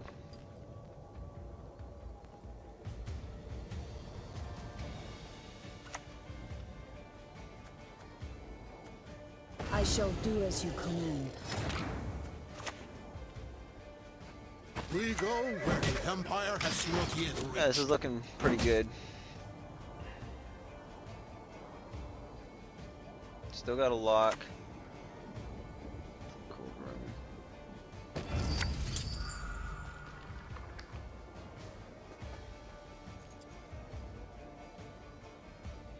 I mean, they'll probably try to create a lock, maybe. After me! Enemy unit. Forward! March! Unfounded order!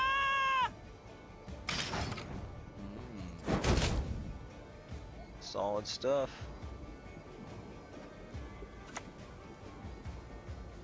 What is it? Is this dude? Oh, it didn't have spine. Essa moren arbeit where? Oh, moren.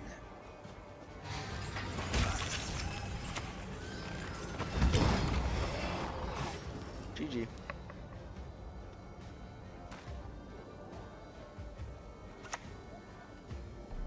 I assume it's Colgrim. It's not Colgrim. It's Vilg.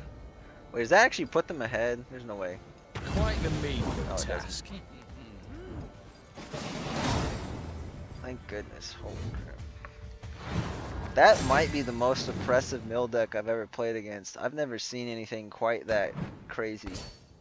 Normally it takes them 2 whole rounds to mill you out. But I didn't take that much thinning. I think I took like 3 bits of thinning and they almost... I guess, yeah, I guess to be fair, it would have taken them 2 whole rounds still, so... But yeah, I was playing a hyper thin deck there, so we were in trouble if we didn't do 2-0. Like, I mean, you saw it would have been game over.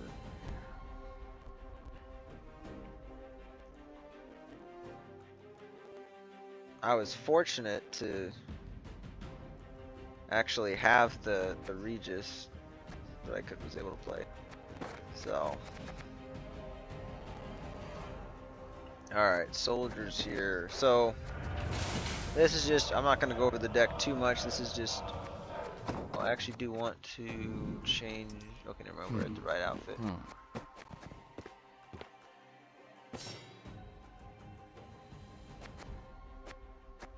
I'll keep that one. So it's just traditional soldiers deck. We're going to be doing a lot of what we just did, only it's a lot more oppressive. Got a lot of damage that we're going to be dishing out. But top end of the deck's pretty much the same. We're going to want to play battle stations twice. Your powers of deduction seem to wane not one bit. In the minnow. An earlier version of this that I had that I've played on stream before had the wagon to try to get some carryover, but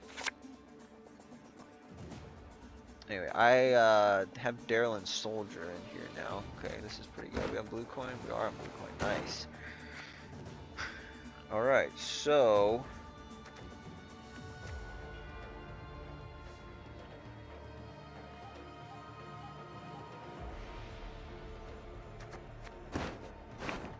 I don't want to risk breaking the Daryl and Soldier. I think this is pretty solid as is.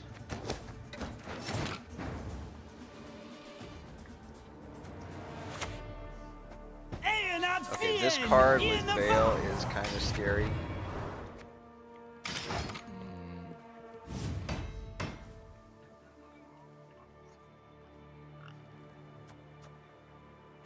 So now we can do Minnow. Okay, so they're not going to be winning round one. So here's what we're going to do.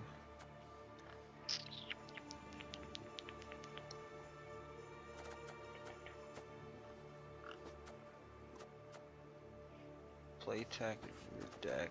I just want to make sure what order this is going to go in. So play up to 2 bronze cards from your hand, then draw as many cards. I think it draws them as we do it, so I think we just want to play the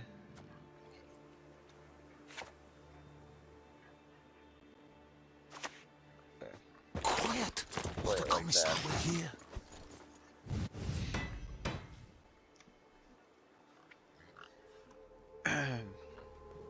Hopefully they play, if they have another Highland Warlord, hopefully they play it now and not later, because I don't want this thing to kill it and for them to resurrect it. We'll follow you always into the fair. Okay. Are they struggling with proactivity then? What's going on? I want to wait for this to move to melee before I play this.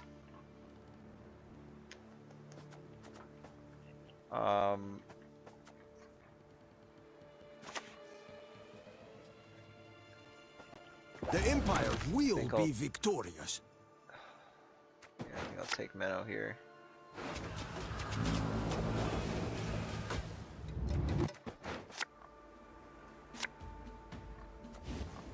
$152, $154.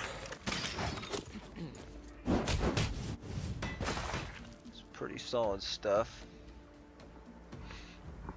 Highland Warlords would be the ideal play for him at this point.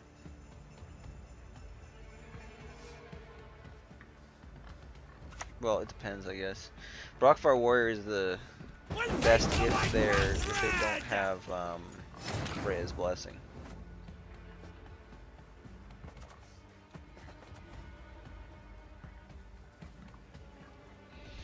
What's like low commitment here? So I don't know if I really want to thin that much.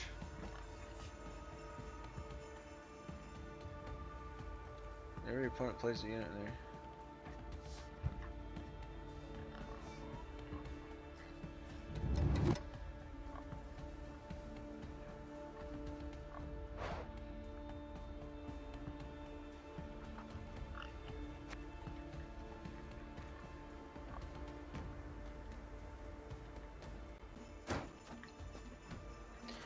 Okay, so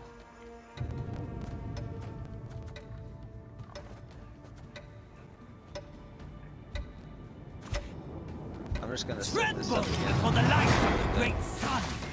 Oh, I forgot I had the recruit. That's my bad.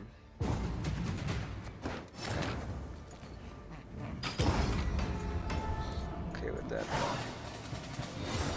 I was considering passing, which to be fair, it might have actually, that might have been good because I think they would have had to play at least 2 cards to catch back up.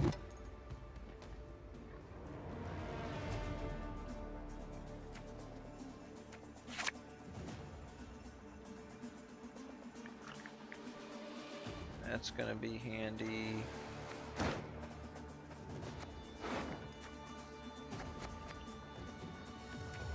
gonna save the run for when they tier. I think we want to open. Yeah. Last man on his post sleeps on an empty stomach.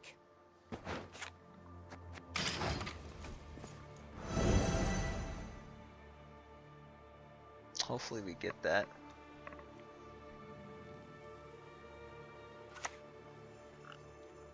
I'll gut you like We're ready fishes! to kill that. It's pretty good for them. Come on! Show us what you got!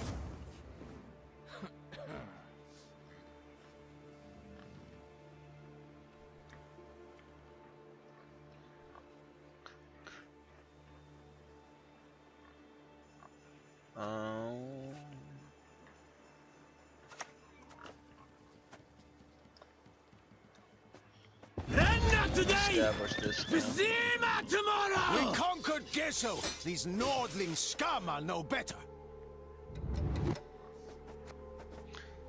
I don't know if they'd have a... Well, they already have one in Graveyard, right? So...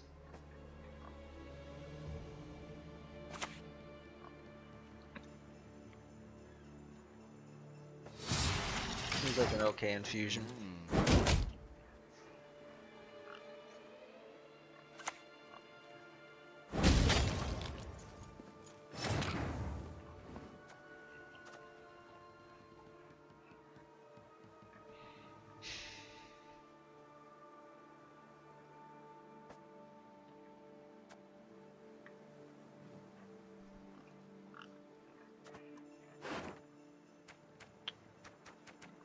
Could get one of those, so yeah, it's War Council time. Lieutenant Flout will lead the scouts.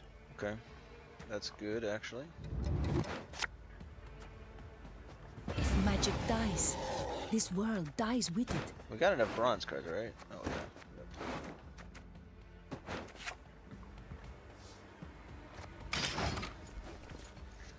It's looking pretty good. I just wonder if they run the Sove in this. I notice a lot of people don't run the Sove. My idea for the Sove is actually taking one of Cusento's videos that he did. But I personally like it just because it allows you to potentially win round 1. Normally warriors don't do good with round 1. What was that? Is it gonna show me the base? It's gonna show me base, but they've only done it twice, so it's 4 damage. The problem is these two are at the top of the deck, so my Joachim like frickin' sucks. I can't.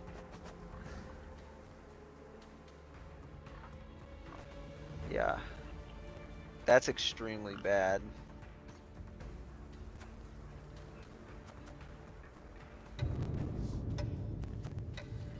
I do want to keep None playing. can match the power of Nilfgaard. Shouldn't have anything to outright kill that, so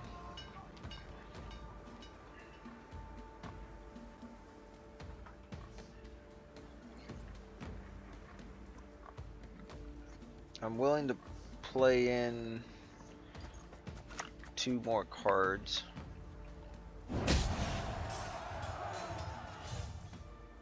They probably just eliminated that. Yeah.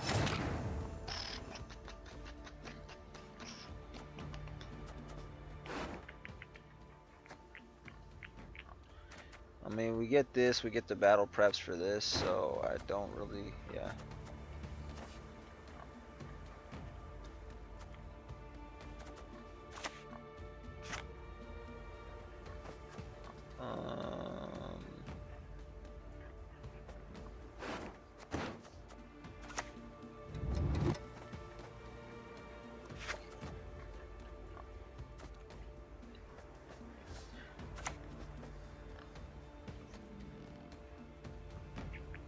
Gloire es fuere, Jamé. It's fine.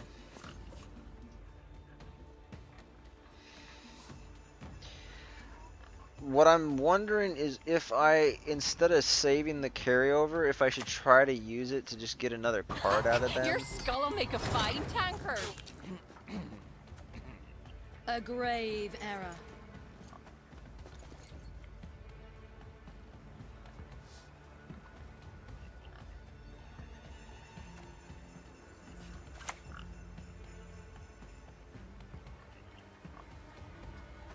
Very gloire!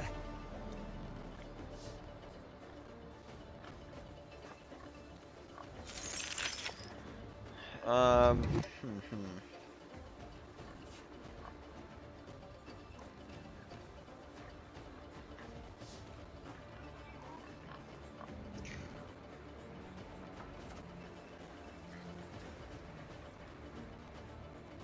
I don't actually feel like I need to thin that much. I think we're good right there. And I can just coup this if I feel like I can stay in it.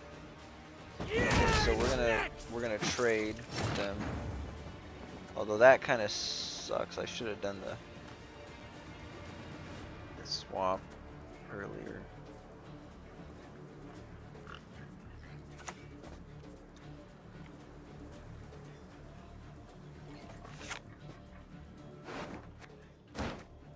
Yeah, I need to keep the lock in hand.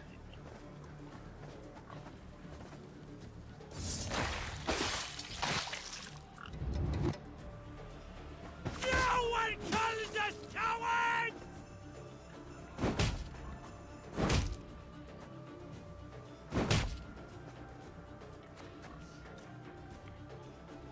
I mean, pretty much anything they do gets them ahead here.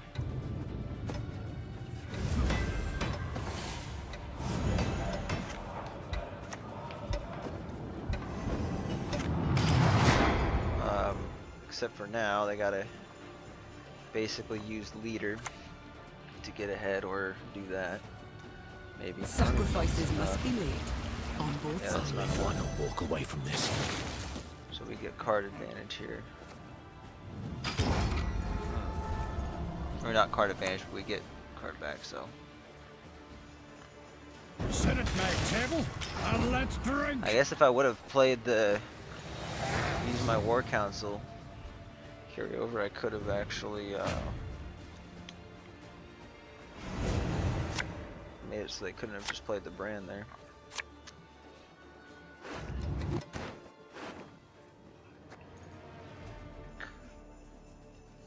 So we need battle prep. And we can get rid of all these, but the lock, well, most of the locks are pretty important. Yeah. Are you freaking kidding me? Worry not. Ah! We'll tend your ankle biters too. So frustrating. If we got battle prep, this was a lock. We definitely would have had it. But I don't know now.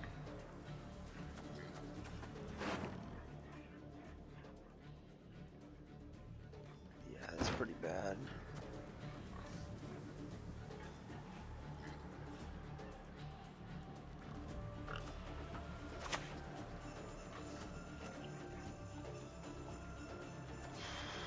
That could use leader Let too. us That's finish this. not great. The Emperor shall be proud of his sons. Do I ever just play the battle prep on it?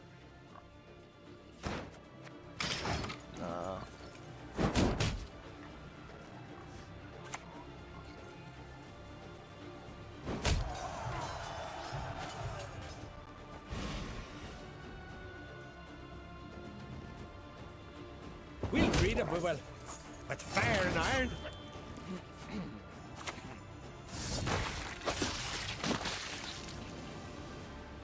I shall flog them into submission.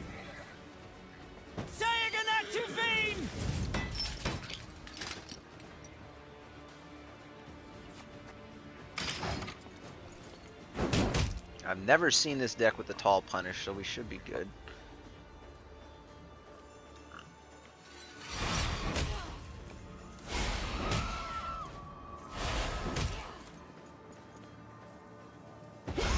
Are they serving maybe? No, they did champion's charge. Okay.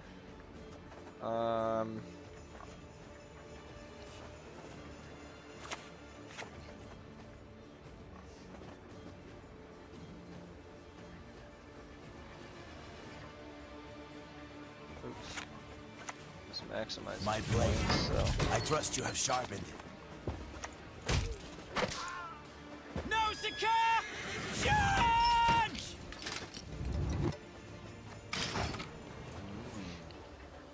We'll do the swap on these guys. So they got a tier here. Yeah, we just win. If it was battle stations, I mean, it wouldn't have even been close, dude. Not even remotely close.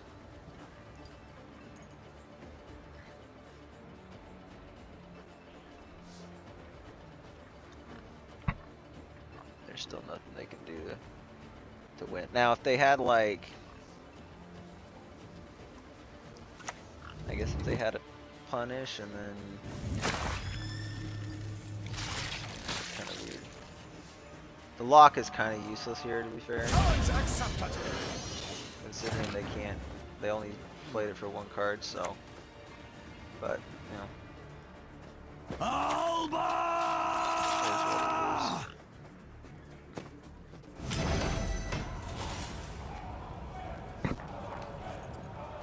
Just always play it next to that. You die already! Or need I kill you Actually, again? we don't, because this is 7. This is actually going to be 18, and this is going to be 19 here, so. Mantra remembers. There we go. GG.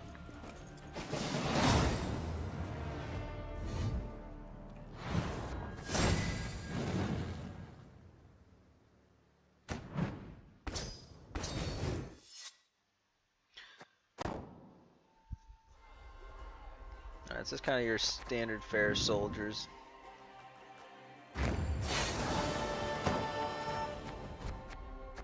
How much further we got on that one? Still got another 19 games to go. It's funny, like we're almost at the end of the season. Not like this, well, the cycle. The summer cycle. And I haven't even unlocked hard quests yet. That just goes to show you how much I've not been paying attention to this stuff at all. Alright. For any of you that are in chat, looks like we got 3 viewers right now. If anybody has requests, like I'm not gonna do. I mean, I could play Northern Realms if you want, but I generally am not feeling like playing Northern Realms or Syndicate tonight. But if you guys have any other suggestions for decks, let me know. And we're gonna go into. We're gonna play Tatterwing right now, but after this, any other factions, if there's some you just want me to play a particular faction or a particular type of deck, if it's something that I already have set up, I will be glad to do that.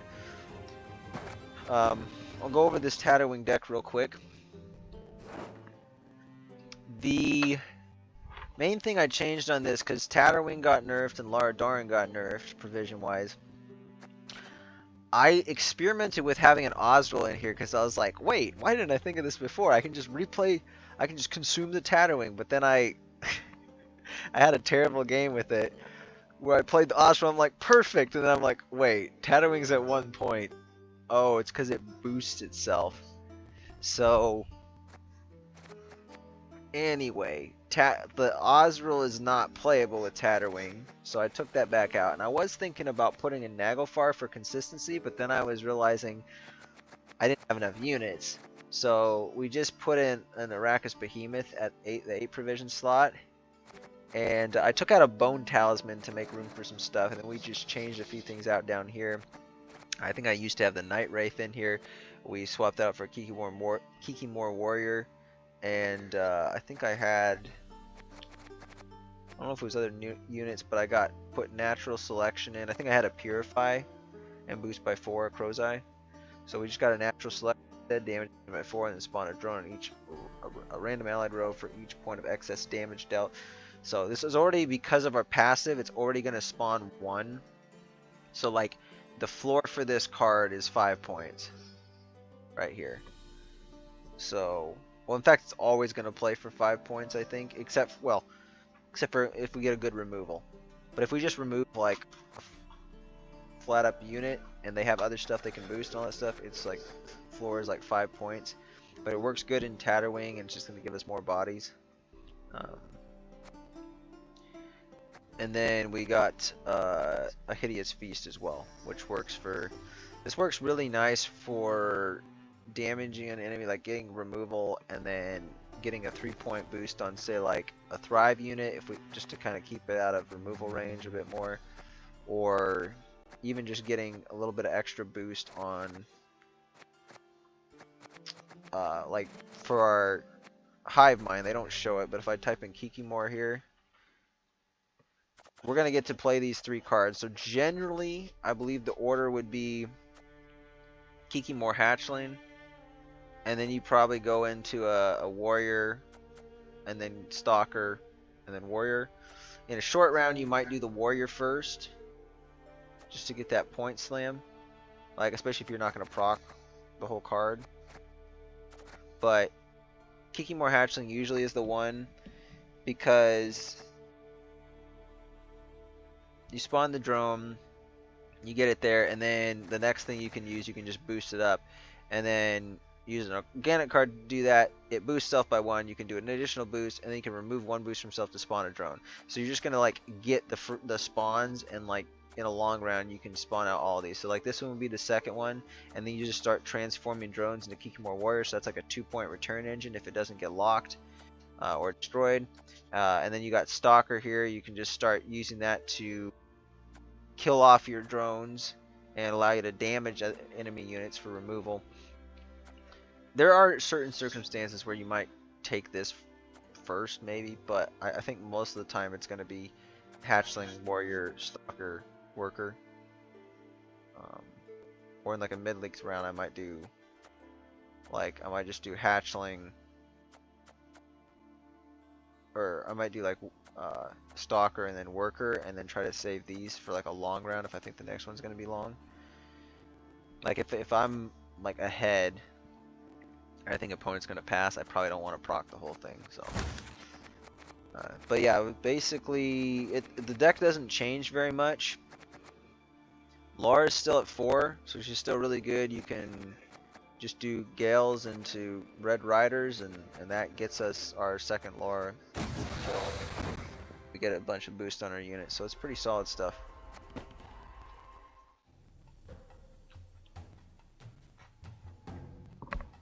I do need some water though. I'll wait till after this game, and then we'll probably stream for maybe another. I'm gonna go till about 3 hours on the stream. We'll go about another hour from now. The North shall tuck tail and beg for mercy. We might end it a little bit early if there's not much viewership, but right now we got 2 viewers here, so it's still okay. The Drowner Slay. I don't think there's anything that the movement tech matters, so I want to get 1 proc on that. Alright, so this is gonna go back. I don't want both of these. This is actually gonna stay.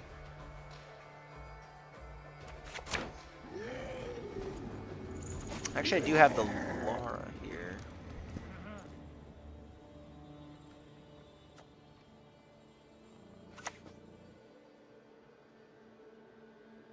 I forgive you. Damage. I don't want This that. time. Okay. So they're gonna have a strong bleed, so we need to try to win round 1 here.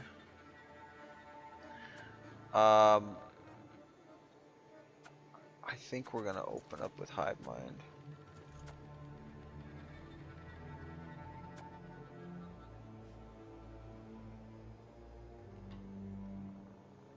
Yeah, it's not going to count to the Necker proc, so this isn't the best hand, but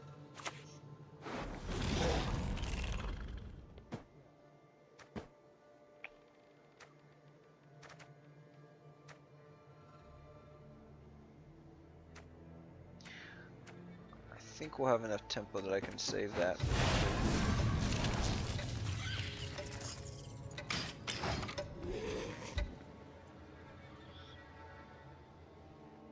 We'll see if they seize it. Honestly, it's gonna be one of their best seizes. Tremble before the light of the great sun!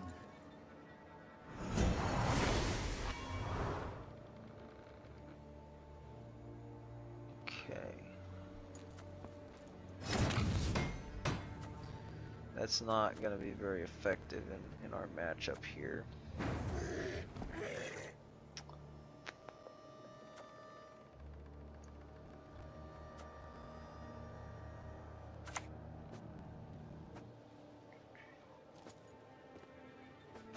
Wait,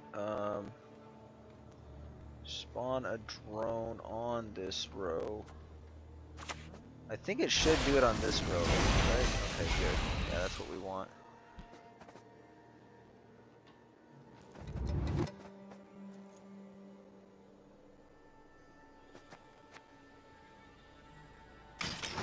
Yeah, here it is. I wonder if they're gonna try to seize that. It does give them a better seize, I guess. I don't know really what the move would be here. Just gonna remove. Okay, just gonna remove that. Fair enough. We only have to get. Okay, so they're gonna seize it just to try to get ahead.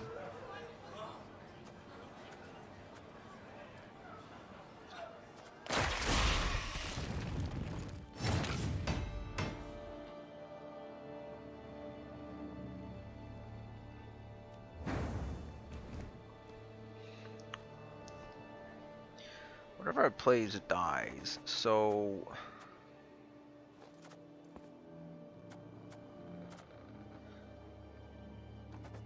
I'm trying to think, is this ever gonna play for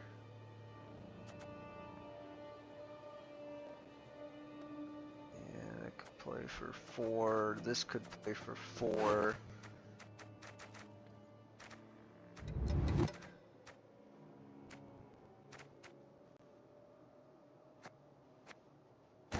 I guess it never really plays for much better. Maybe we just go for a regular Necker. Because I don't want to move that yet. I think we just get rid of it. Well, that gives me more bodies though, so.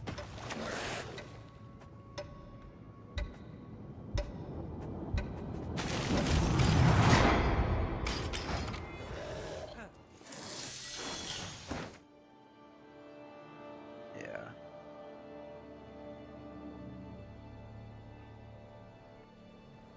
I think we do okay in the long round.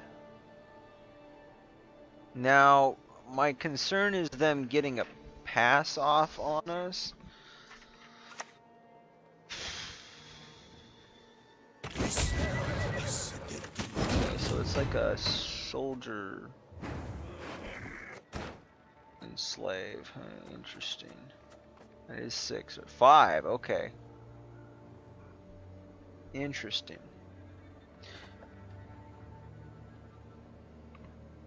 I wish I would have noticed that earlier.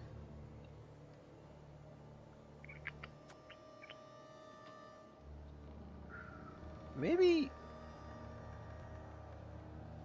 Yeah, there's nothing I can do that. The Tatterwing would just be weird. This is just gonna get too much value here. So. It's definitely a pass.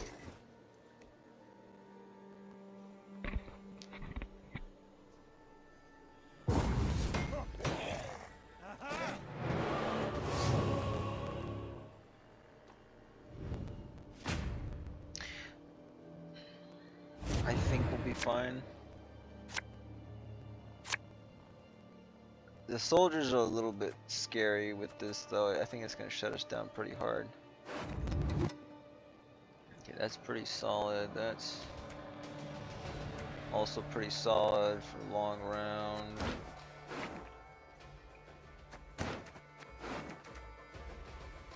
Okay, so Necker's not playing for much.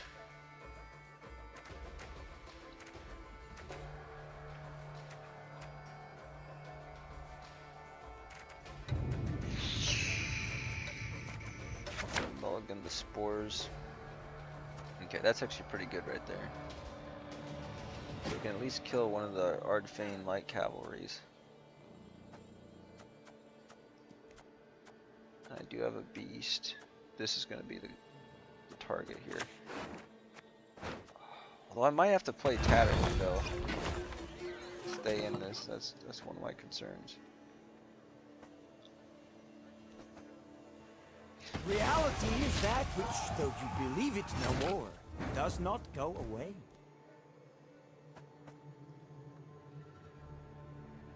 Want a Kiki more warrior? I mean, I can't ever see that being very good for him. I think we just take the alpha werewolf. I mean, it is kind of risky not having access to Tatterwing. But I think we should be able to defend the bleed without it. Because if I draw this in like a short round 3, that's really bad.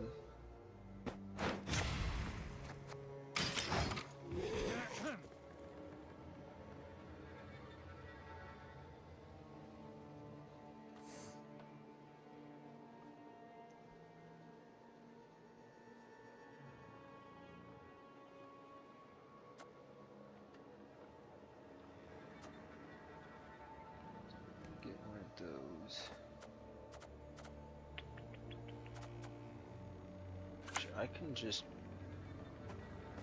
get that. No good wine will come from you, not even compost.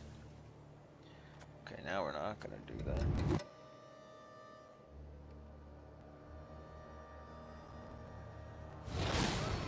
That's why they're doing it, okay. I don't know if I spawned the thing first though or not, so that's kind of problematic.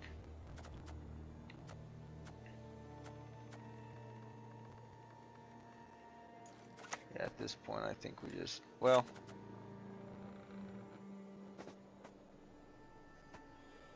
no, we just spawn one here.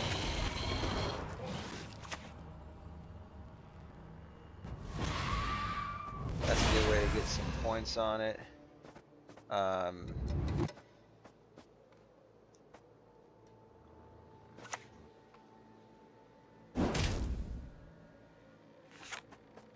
What's the chance that they also have another one of those? Do I eat my token? I guess with the Saraquan, I kind of want to keep for the Saraquan. They could have, they don't get a lock on this because it's got Veil, so I'm okay with just leaving the token out there. Interesting. I was not expecting that at all. Okay. Huh.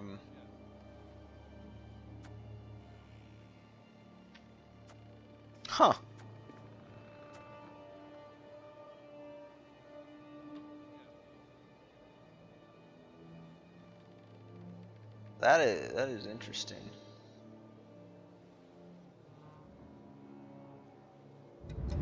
I kind of don't want to spawn a token though because that other 7. So for each allied unit on this row, unfortunately that doesn't get me ahead, so we're kind of screwed here.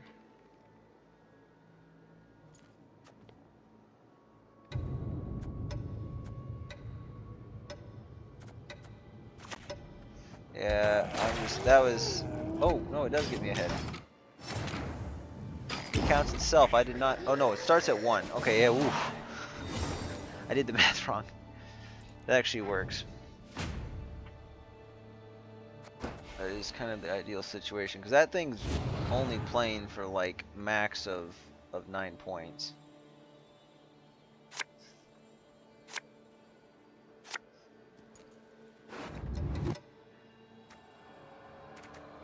Okay. We got the Oniro.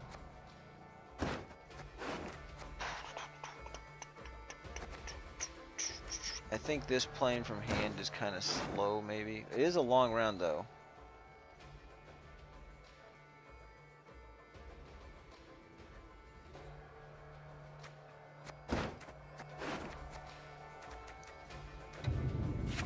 The Necker definitely get rid of. Okay, I think we're gonna keep that. If I could guarantee the Gales, I would just take the Red Riders out, but I need the Tatterwing from the Oniro. So in this case,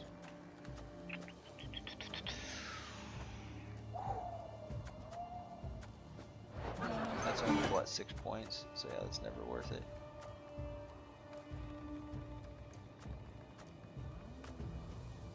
Okay, well I guess we have to spawn board drone.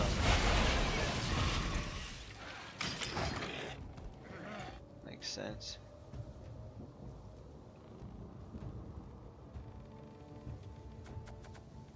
And we can go Kikimor Warrior.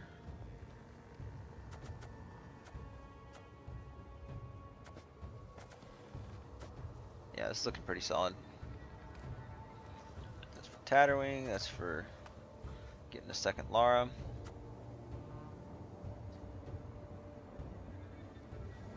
So 1, 2, 3.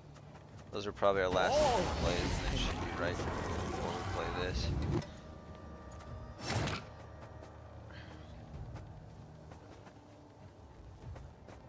Okay, I mean that's. I kind of want to put this there, but then that just dies. So we just do this. It's pretty solid. Solid play right there. The thing I'm worried about is Nilfgaard. It is. Well, I guess we always just put this on this row. I don't think we're gonna fill up the board too much. I'm gonna be playing Insectoid game winner. Okay, yeah. So we're definitely playing this next on range row. 3 turns. Let me guess. It's gonna be that damage all units by 3. Even Cataclysm is gonna be solid though. Okay. Interesting. Now this is making me wonder.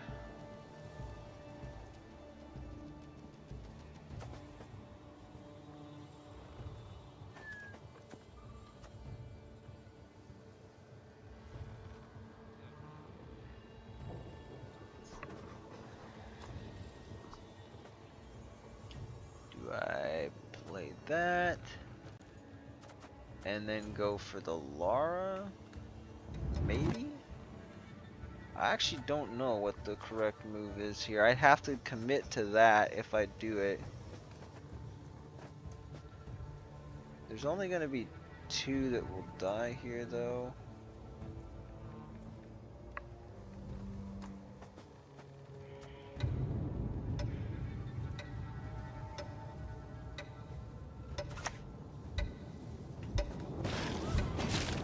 I really don't like this, but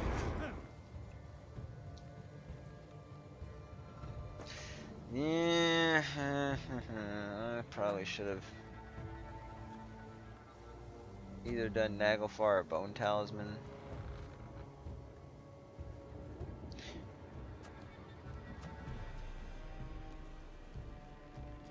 Keep them alive.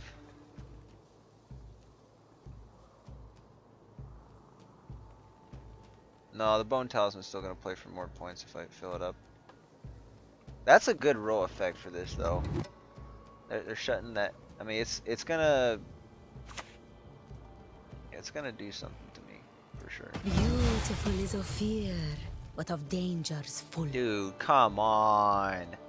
Come on. They didn't lock it. What the heck? Okay. That's cool. So I think instead of transforming this one,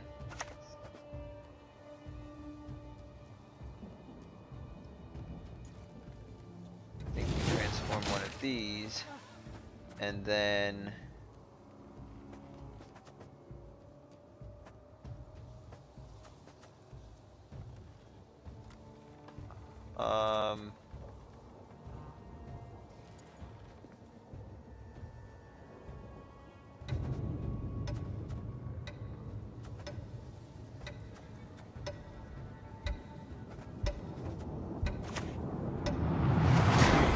we do that. Not get far. Why did it do that row? What? Whatever. Dude, I literally clicked it. Unbelievable, dude. Unbelievable. It's supposed to be melee row.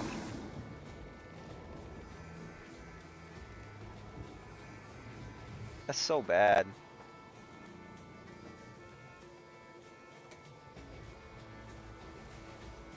At this point, it's not going to get full value, so I hope it kills.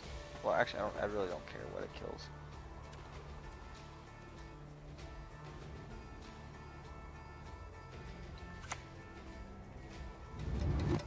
Es Krise inside will hurt soon and That's probably not going to matter. They still get the.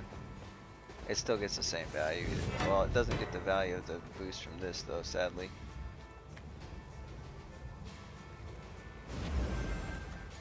What happens when you rope?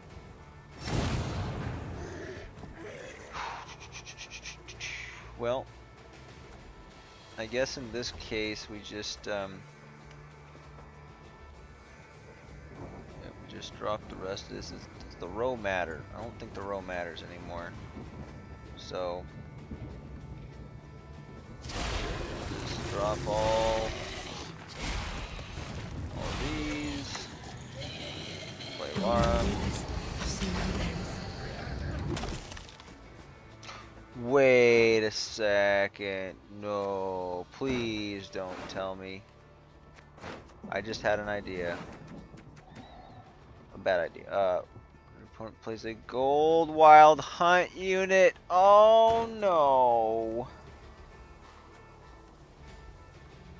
So I did need the Gales. Damn it. Damn it. the north must If I be drew destroyed. Come on.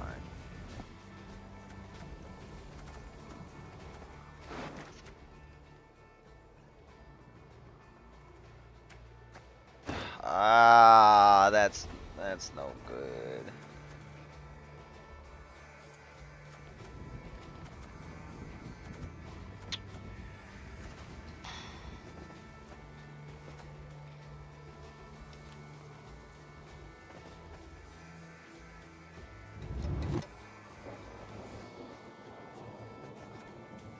I wonder if it's just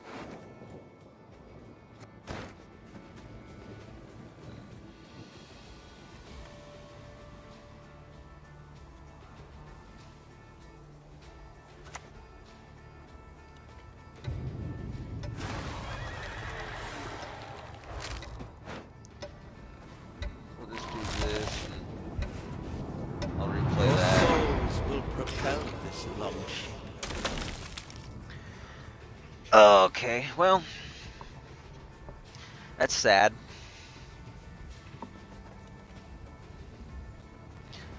I thought it was just whenever I played Frost on the Rose again, but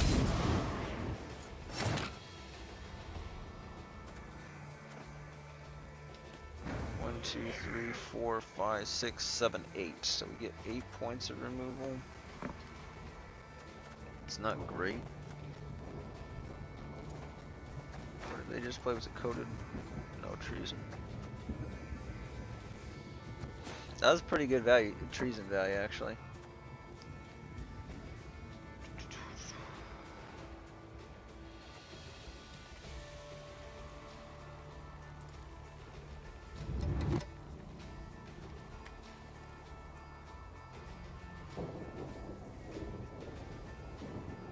I mean, I'm only gonna get 10 points of removal.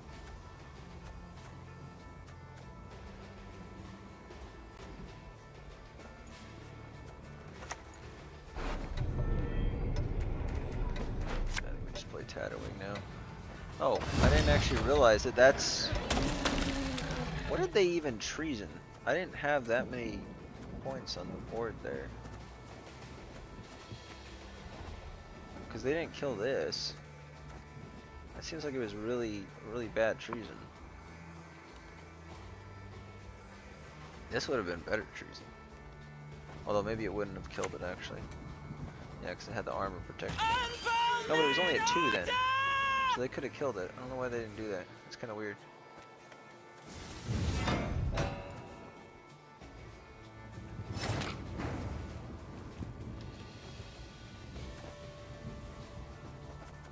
I think we can greed the Bone Talisman here. I'm not too worried about this dying. Although, 1, 2, 3, 4, 5, 6, 7, 8, 9. So yeah, we can get up to 10 points of removal. If I play it now, well, it includes itself, I think.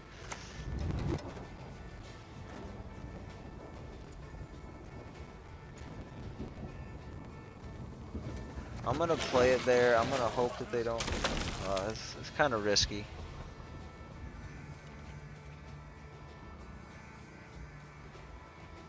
The thing is, they know I have it, so they could always just save this. As good as dead, that lot. Okay, that was not worth it. I don't think it loses me the game, but 1,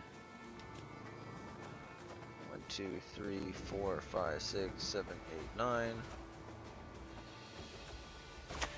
Whatever, that's still 9 points of removal.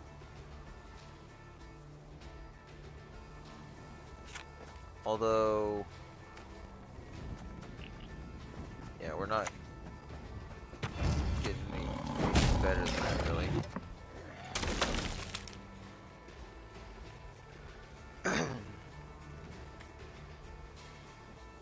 That's probably our heat wave right there.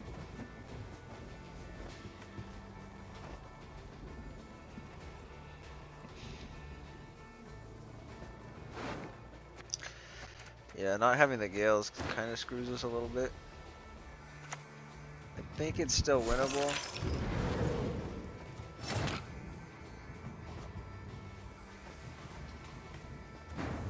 Okay, it's a good thing I waited on the Bone Talisman then.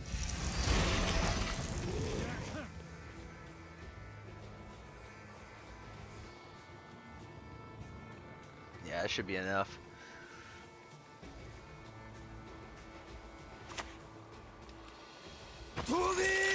Yeah, it's definitely enough. GG.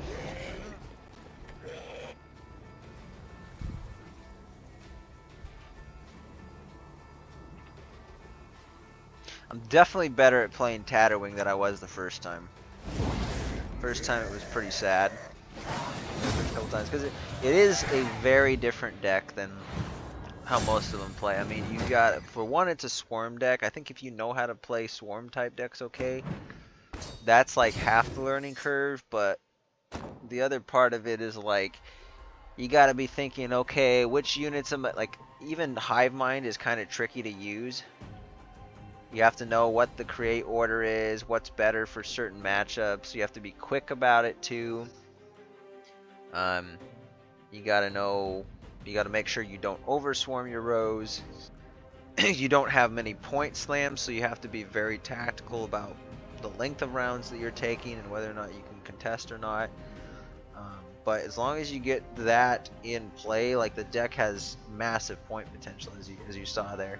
And it's also really good at like, it's weird because control decks can be a pretty hard counter to it, but they can also really suffer against it, because if they're counting on like large, like tall punish type control options, they don't do very good with it. And even if there's a lot of like 5-point removals, 6-point removals, 4-point removals, they waste value on it. So like warriors, I don't know will do that good at, but it's only like wide removal or like siege, for instance. Siege would be really good against this. That would be probably like one of the strongest counters. But yeah, and especially since you got like a duel. Well, the duel like on Sace or Selkirk or whatever, I don't think it's. Your duel is probably going to be like a Serquan or an Alpha Werewolf probably. Because you wouldn't be able to duel Tatterwing. I don't think there's anything else in versions of this deck that would go very tall. Although I wouldn't be surprised if some people play a Yigern. That wouldn't be too bad because it is an insectoid, so it does help proc some of the cards. So I guess let me take a quick look at that. I'm just kind of curious how many provisions that is. It's 10. Yeah, that's kind of spendy. Because Tatterwing, Laura, the Oneromancer you kind of need, Hive Mind, that's like non-negotiable. And I feel like the deck doesn't have really, besides like a soft tall punish in my version of it. I don't know what most other Tatterwing decks do, but like I know pretty much everyone's going to have Tatterwing. I'm pretty sure they all have Lara. Some of them might not play Lara, but it seems pretty solid to have Lara in there. If you have Lara, you're going to have Gales almost all the time. And you got Gales for Red Riders. Some people might play 2 Red Riders. I like to play like 2 of these Spontaneous Evolution and have the 2 Naglfar crew. Just because that first one you're going to want to... I mean, I think many other decks do that, but some of them might play like a second Red Riders and they might... I don't know. I think this Alpha Werewolf is something that I just did myself. I don't know if I've seen anybody else play it. And yeah, you do take the 3 hit on this, but I think it's usually still worth it. Although, if you don't, I will say, if you don't draw this at the beginning, or in the beginning of a long round, this card is, yeah, pretty bad. So, I don't know, I might be able to see an argument for, like, trying, well, actually, no. What am I saying about Yigern? That would be a terrible card to play in this deck. I forgot the whole thing with Tatterwing is you reduce all of them to 1 point. So yeah, anything, yeah, that would be pretty bad. Now I was wondering if, do you ever play Jotun with the Ice Giant package? Because yeah, I mean the Jotun would be a nice point slam, but I don't think it's really worth it because you can't play. Like, it's not like that big of a point slam. It's only like a 15-point Jotun. But if you ever have to play the Ice Giants from hand, that really sucks because they're only playing for 1 point. So I think the cost is just too high for that. I mean, if you could like get perfect mulligans and never have to, you know, never have to play them, but you could play the Jotun every time. I mean, I guess that's pretty solid. But Morvid though would be the card to play at 13 if I made room for something else. So Alpha Werewolves, maybe this as well. That's 16 points, but then I have to reduce something by 1, and I think the only thing that I could really do there, like Bone Talisman, is going to be potentially playing for too much. I think you'd have to take Spontaneous Evolution out. Like one of them, just play 1. Because nothing else really works. I mean, the Heat Wave, you kind of need that for scenario. So really the only room I feel like I have any to make changes to this deck, like it's these 2 8 provision cards, I have to take those out, do something different. And I might have flexibility with like dropping a provision off Spontaneous Evolution. That's it. And then the rest is just, you know, you can tweak these around. But I can't reduce the units down any lower, so I feel like with this one you pretty much have to have some shit stuff like Necker and Drowner in here. I mean, worst case scenario, Necker at least gets 2 bodies on the row, and it potentially gets, you know, maybe 2 procs with the Alpha Werewolf, and maybe you got Gales boosted, or something boosted with Alpha Werewolf. Like the Serquan, you got Tatterwing, so maybe you get 1, 2, 3, 4. You might be able to get 4 procs off of that, which at that point, that's pretty good.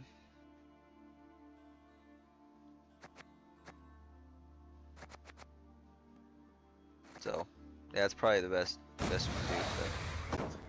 Alright, I'm gonna get some water here, but if anybody watching does have any requests, submit them now. I'll be back in about 30 seconds to a minute. I might do something else. Otherwise, I think we'll just play Tatterwing again, and then maybe switch to one other deck and call it a night.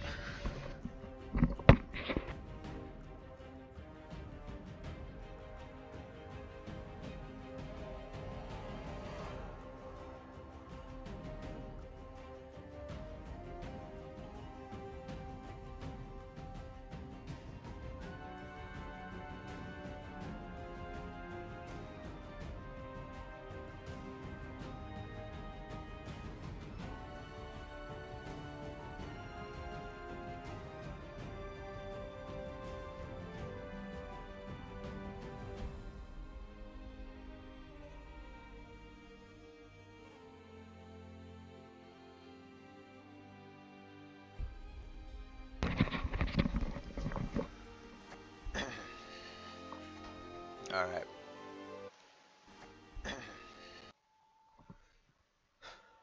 I haven't seen any requests. The only other thing I would consider playing... Oh, I did say that we might play Golden Necker. I'm trying to think if there's anything else that is kind of underplayed. That was kind of the idea for this. Maybe Pirates, because I did update the Pirates deck and I don't think I've played it on stream yet. This is also the Insectoid, my Iron Judgment one that was underplayed too, but yeah, I think we'll just do yeah, we'll just do a Tatterwing one right here again, and then maybe play some Pirates afterward.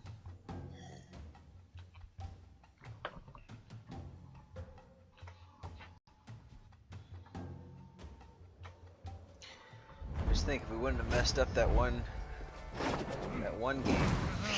There is but one punishment for traitors. We'd be playing in rank 3 right now. We'd be, I think, at 2 wins. Well, I mean, we can't know that for sure, but we would be in rank 3 though.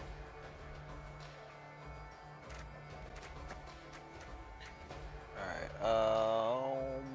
okay, so this needs to go back, then that's always an automatic mulligan.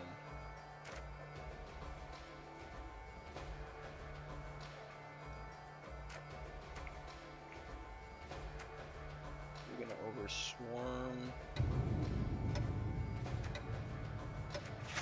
Put one of those back.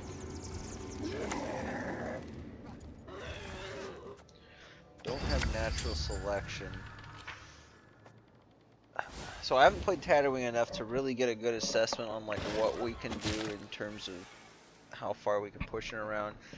My gut is telling me because we don't have access to like this, and I mean, we have access to Naglfar, but we don't have access to the Laradars. And so since we don't have that, and we don't have Hive Mind, I'm not sure we can actually push very far into this. What did they even play?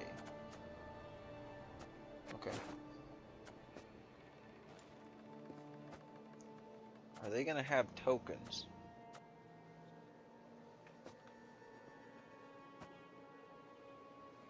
Spores is pretty awkward.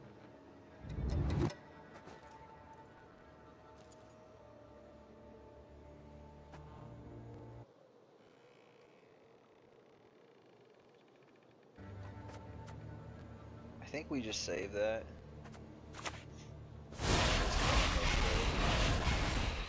Honestly, you know, I think we play this just because the hive mind. Oh, I kind of messed that up.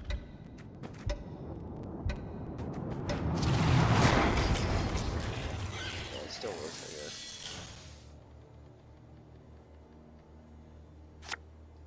They have a lock.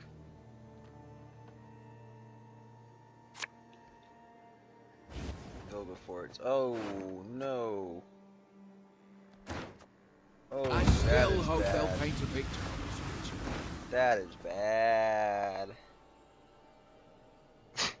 Now I really regret clicking tome. Almost all the time it is a trap. There's sometimes where it's not, but What is yeah, truth if not an illusion? We dude, follow now they're gonna method. mill me. Oh, okay. At least it's that one. Oh goodness, it's not critical mill, but damn. Okay, I'm sure as heck not playing another special. Actually, ooh, I should have at least Oniro'd into it. Oh, that's bad. That's really bad.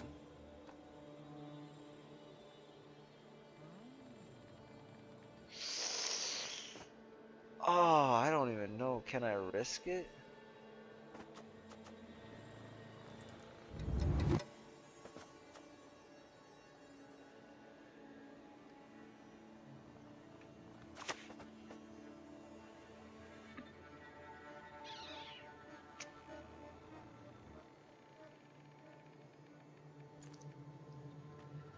What if they don't have one? I don't know.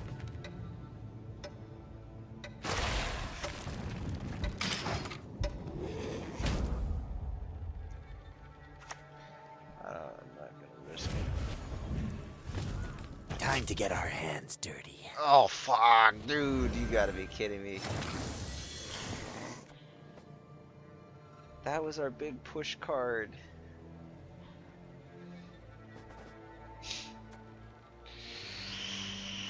Oh, I'm kind of dreading this game now.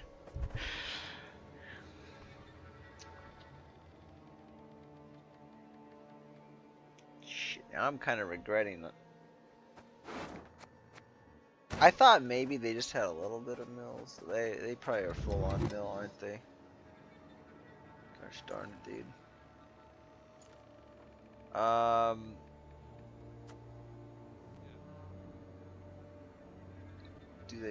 Are they gonna teleport it again? I could kill it with the gales.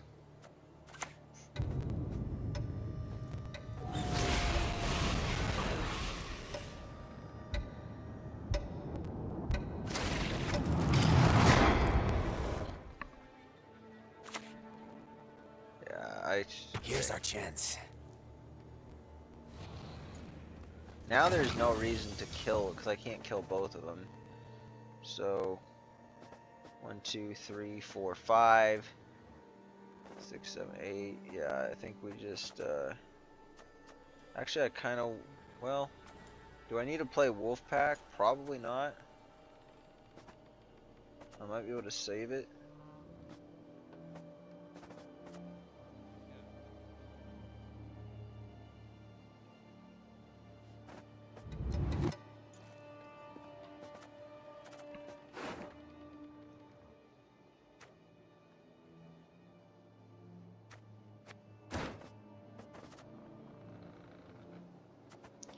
Yeah, because it's going to be a shorter round. They're going to bleed me, so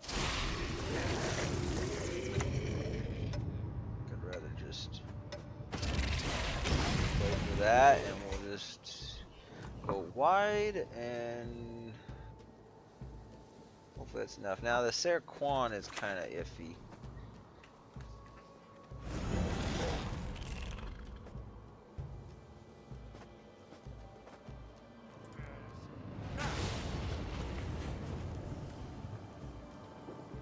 Okay, this is going to leave me room Your for souls will propel this longship.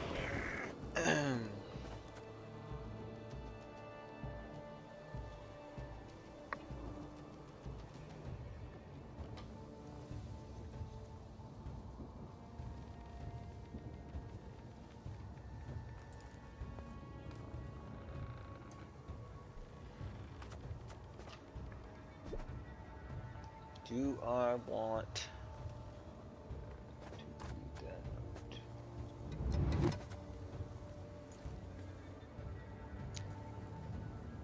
Spores is a lot cheaper.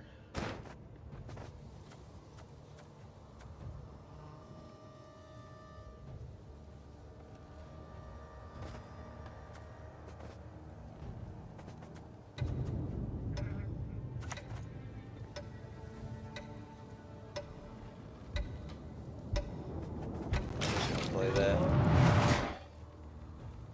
Save the circ one. Do I enjoy torture? Perhaps. A bit.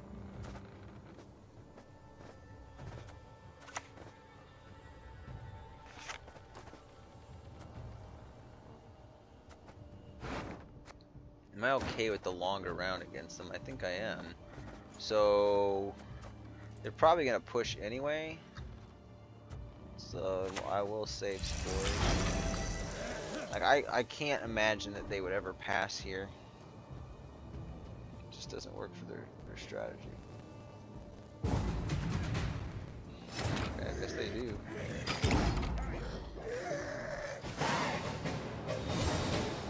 I'm okay with the longer round then. Although they gave me the Regis.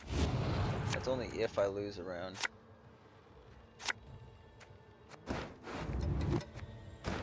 Okay, so I keep in mind that's not going to play for very much.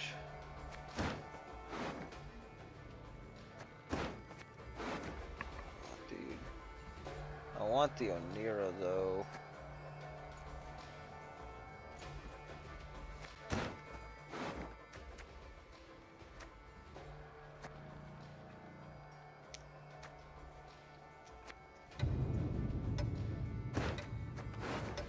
I don't think this is going to play for that much, so okay.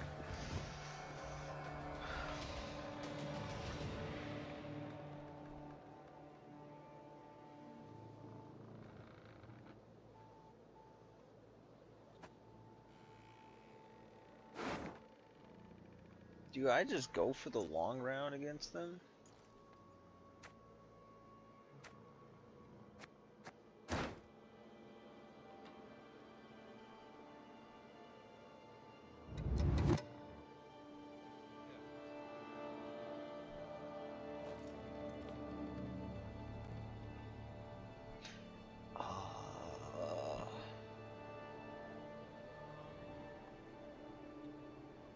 I have to, because this opening hand...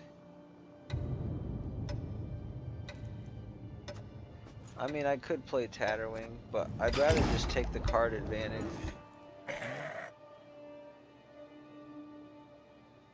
Maybe I should just Tatterwing, because that would have probably given me like 2 or 3 card advantage. Bow, barbarian. Bow Damn low. it, that's what I was hoping for. Ah, jeez, okay, now I'm regretting this.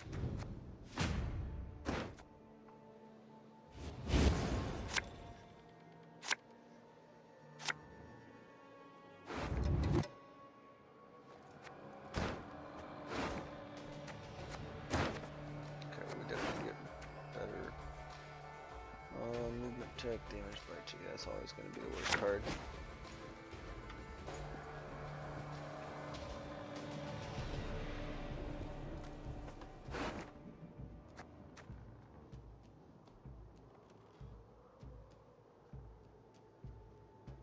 Oh, I forgot about that.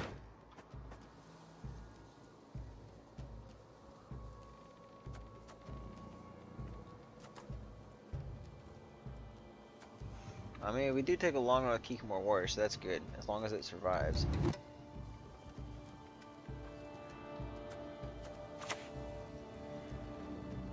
Let us see.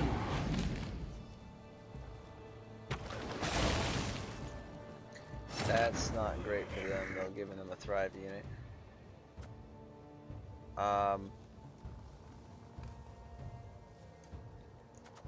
We're only going to get to play her twice, so I think we just...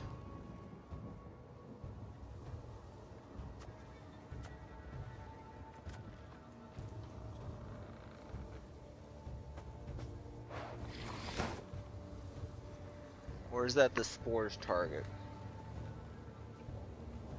I don't think that's a spores target here.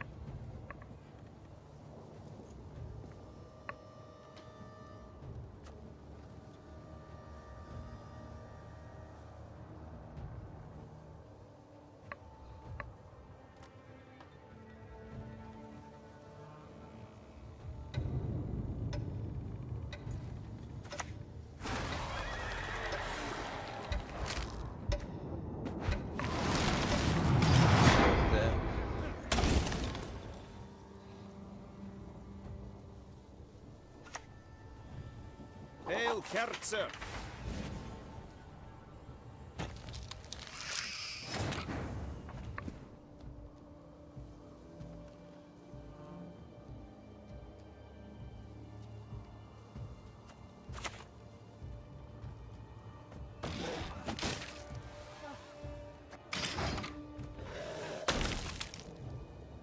I don't know. That was worth it. Shit.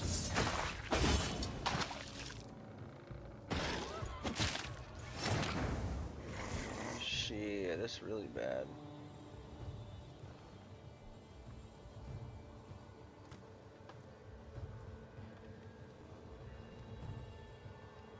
There's no way that's a heat wave though, is it?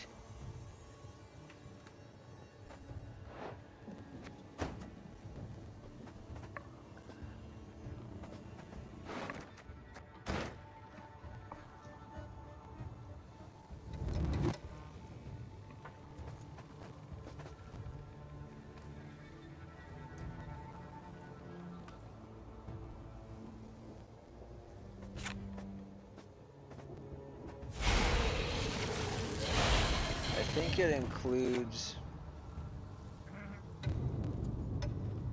Yeah, it should include self. I don't know. That may not have been the play. We're not gonna get that many. Suffering ennobles, friend. You'll be a count once I'm done with you. Spying on that, but.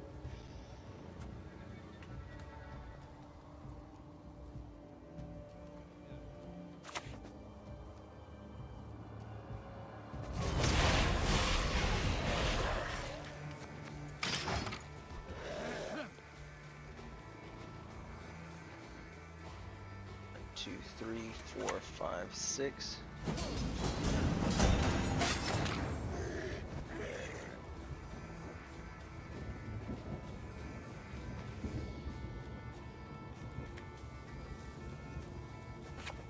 Dang, I want to.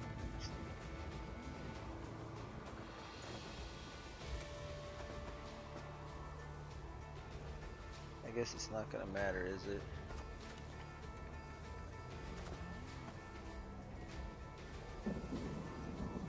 Did they ever go wide in this case?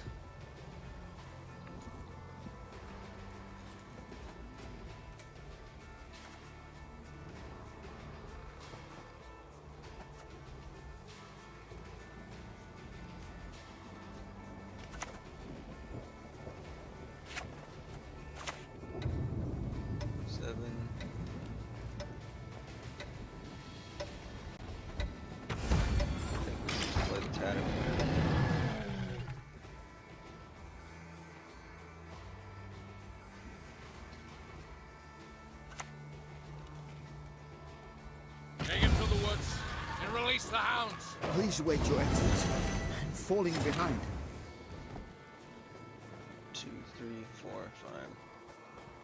5. So now I gotta drop this here. Unfortunately, we don't get much value out of the Naglfar, but yeah, whatever.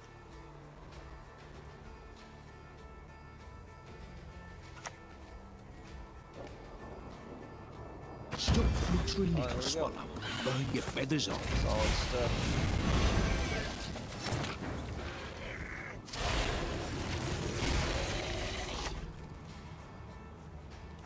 We make certain the Naglfar is ever sated. It's actually quite a bit of tempo. Like the Hive Mind was a really good swap with the Velgaforge because they get the value from it. They actually get all the frogs and stuff. Yeah. pretty impressive stuff. My dearest cricket, only you are by my Still side. get a lot of boosts, so it's all good. So 13. So this is still probably the most, yeah. You mistake stars reflected in a pond for the night sky. 16, whatever. It doesn't matter what we do.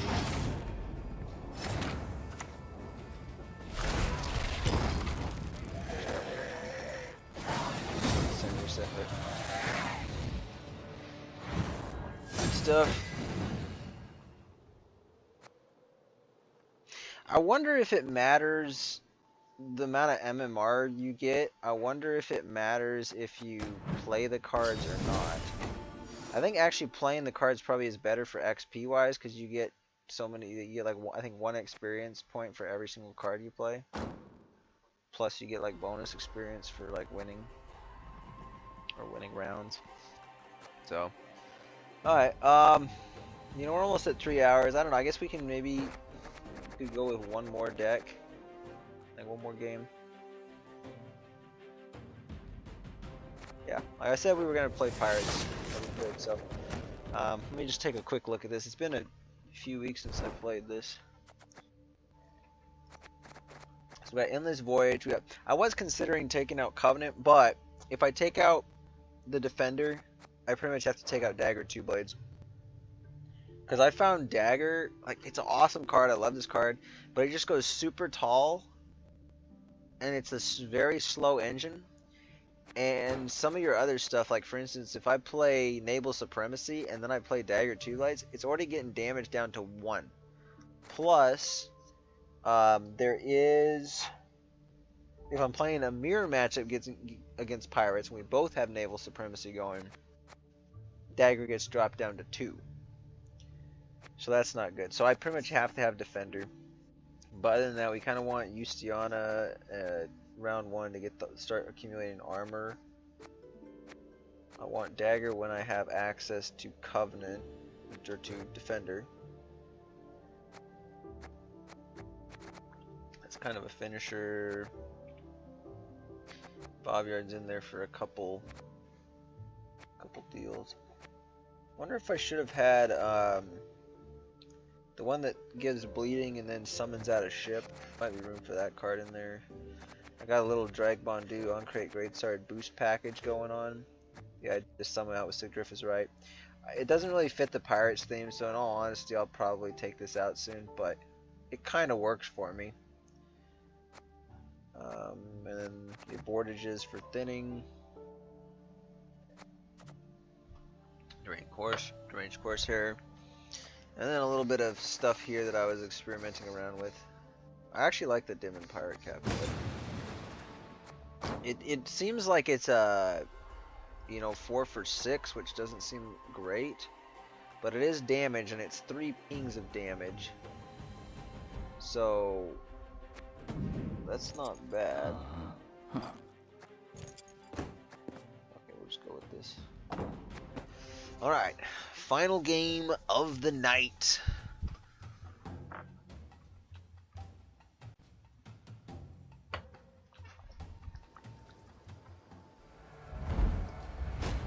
We got Precision Strike, okay.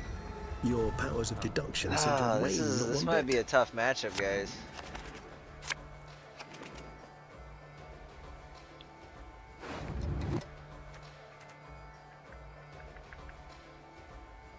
That would not be a good one to play. Round 1.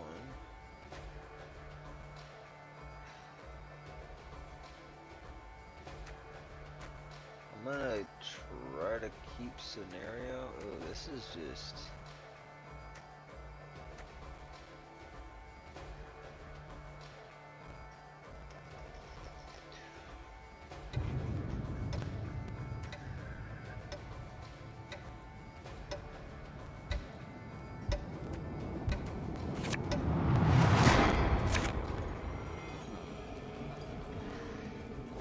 Oh, this is awkward. Who knows, maybe we won't even have to play this matchup, we'll just automatically win.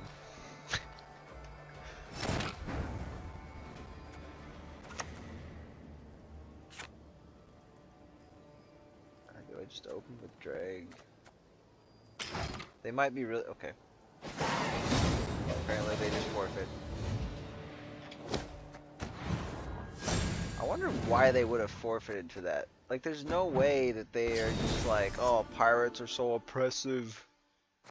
Because one, they're not that oppressive. Although, I mean, they can be against certain decks because damage can just be absolutely insane at times. It probably is. Besides like a fully stacked siege row, I think pirates probably have the most damage. Yeah, pirates probably have the most damage in Gwent. Although Skellige, technically speaking, like Skellige's self-wound, once the engines get going and like new Callus can hit stuff, There'll be nothing to pick up when I'm done with absolutely you. ridiculous on that too. Plus you have like a super high point ceiling on the new or on the Sigvald. So okay, jackpot. So they're gonna be pretty point heavy. It's good, good. Very different hand this time. Except for the Morgvarg. I probably actually want Morgvarg round 1 for the Bincy. Put that back. There we go. Good. Good pulls. I'm liking the hand. So we open up with the Drakkar.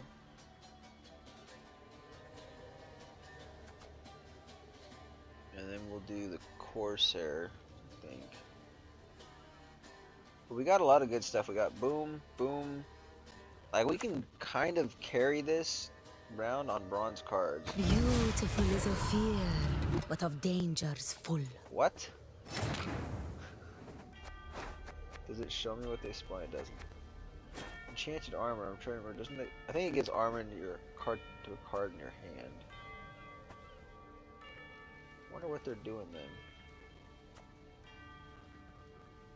I mean, I'm not gonna damage this yet, but I do want to get this going as early as possible, so I think we still just open with that. And we save the drag for third. I'm okay with losing a few points on it. Actually, you know, sometimes we only do this like every other turn, so I probably should open with drag and then done this. Because if this gets locked, for instance, I'd actually rather have the drag Bondu locked than the Drakkar, because if the Drakkar gets locked... What's that? You found a way to go. Okay,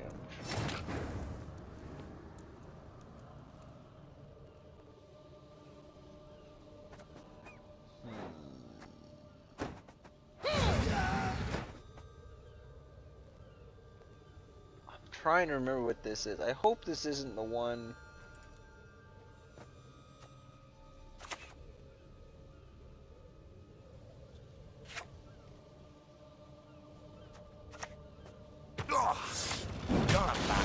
I hope this isn't the one that's got like sausage maker and a couple other things, and then just does a bunch of infusions, and then just like machine guns damage or machine guns boost or whatever. I think it's damage.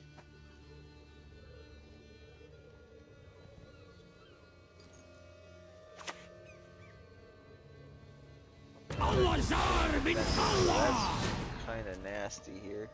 Oh, they didn't tribute. Okay, we can actually get around that quite easily. I think it's worth a charge to do that. Although I don't really need...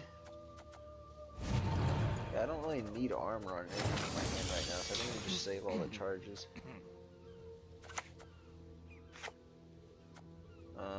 What would I play the next turn, though?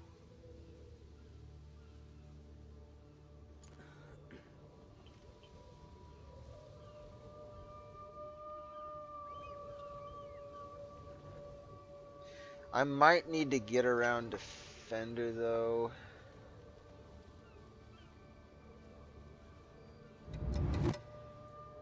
Yeah, I can just use a leader charge if we do that. I'm just gonna... Glory to you. Drag Bondu. I think it's fine. There's no way they just pass here.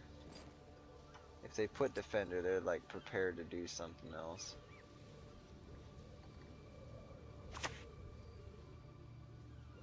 Power.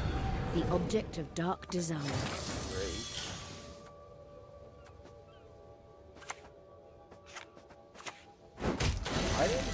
I didn't miss clicking that the previous turn, did I? I hope not.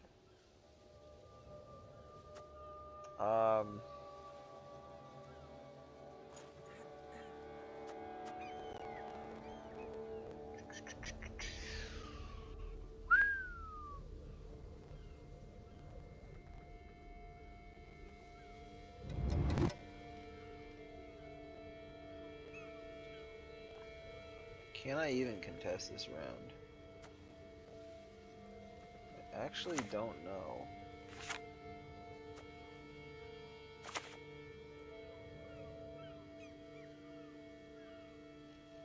To be fair, I don't really know what's going on with this deck. Fire.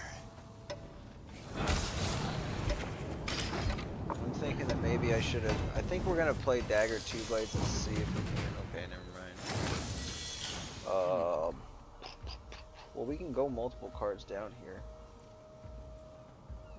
I could just summon the dagger back, but we need. So we're getting. Let's say we only get 1 point this next turn. So we need 14.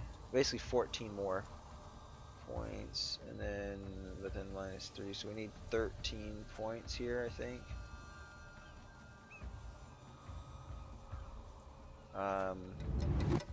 We can do this in Stunning Blow, I think.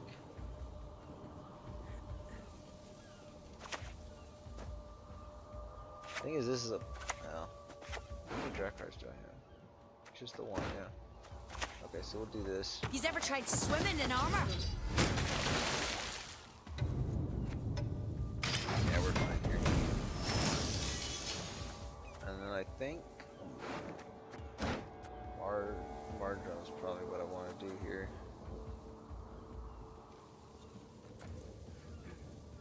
Because we don't want to go for sudden death. Especially since we might actually hit armor, that would be extremely bad.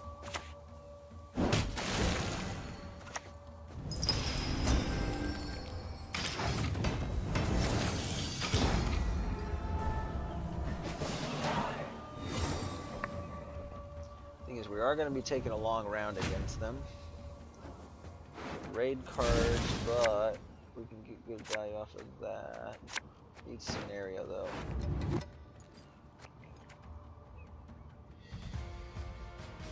This is a good thing for what it is. I should probably use the mulligans up.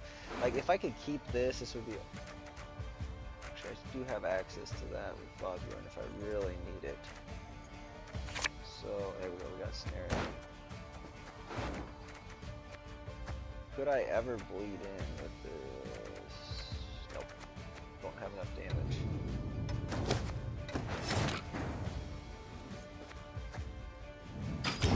Pass, just take the long round.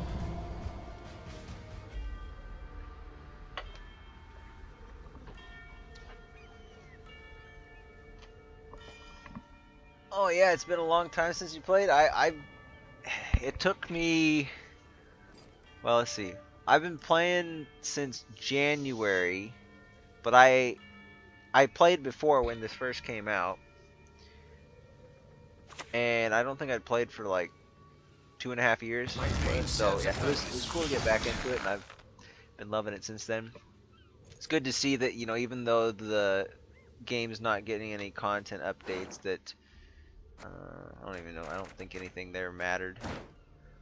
Oh, what was the on crate race? We don't have the. We're probably just not going for Sigriff's right thing, because I don't think anything here matters. But yeah, it's good to see that even though the game's not getting content updates, that, you know, it's still got a quite active player base.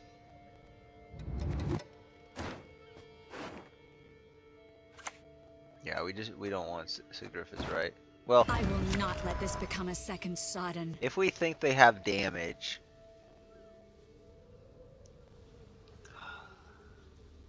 we might. I mean, they're gonna have a stacked hand for this next one, but yeah, I don't know. We might not even pull it, but if we do have Sigriff's right, I'm kind of wondering if we keep it. I think there's too many other good stuff.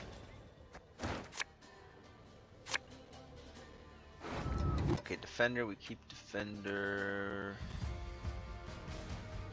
I need a proactive pirate play. This would be the boardage one.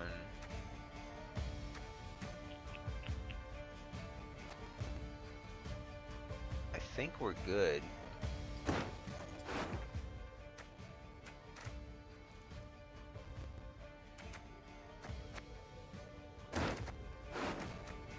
So I think we can try for that though. Okay. Naval supremacy. We still got a raid. So, all right, not bad. We might even go for a boardage.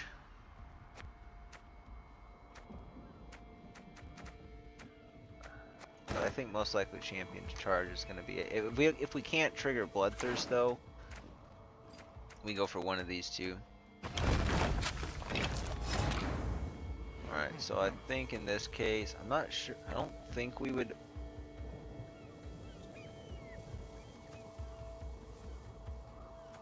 Open up with anything but defender. Yeah, I think this is always going to be the play. Blood spilling's done. If they got something to kill it, though, that well, if it's just a heat wave, I don't mind taking a heat wave on the defender. If they don't have any other control, then none of these guys die. Okay, so he moves it to the opposite road. Oh, he actually moves it to their side. Oh, crap.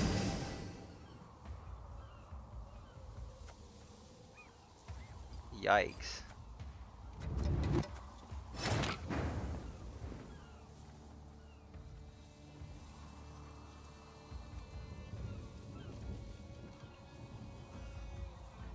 I need the dagger to survive though, so I think we're just going to try to bait things with this maybe.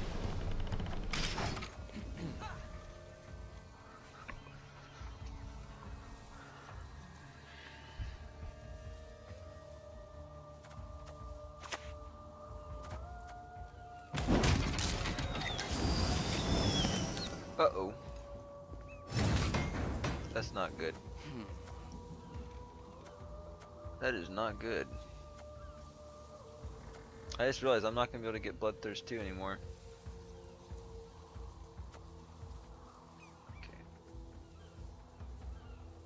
Oh, I hate having to do it this way.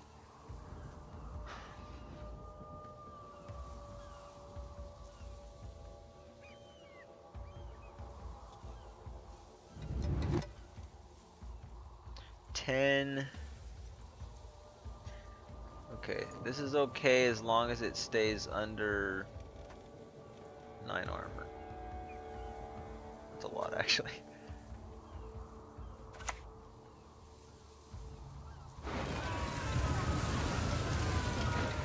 Oh, dude, I could have moved defender.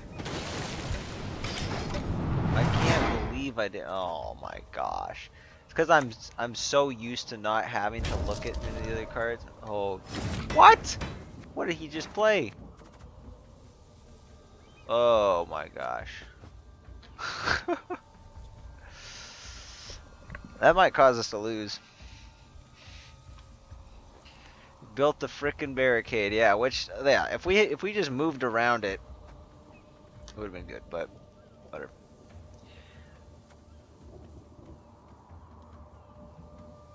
I mean, at this point, we pretty much just have to use scenario and hope it sticks.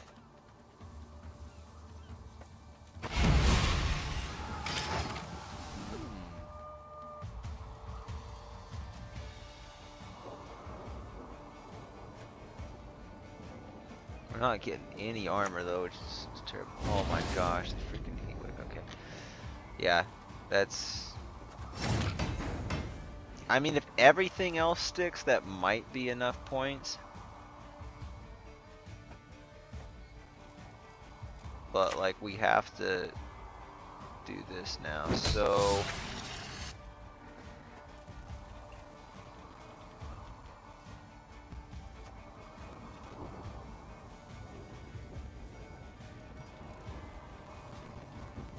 play that first.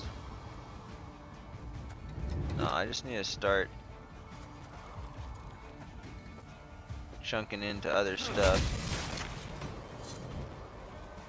Actually, I shouldn't have. Yeah, I was gonna have to play this regardless. Reasons for the feeble of heart! And then we just champions charge. I don't know. I could have actually used the. Pretty sure I could have used this stunning blow, yeah. But actually, I probably should have, because if I use the abort, I actually get to draw a card. Solution.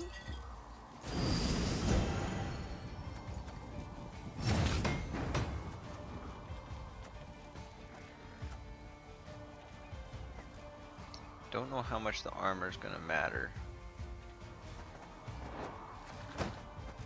3. Yeah, that's still gonna be. That's gonna be our target.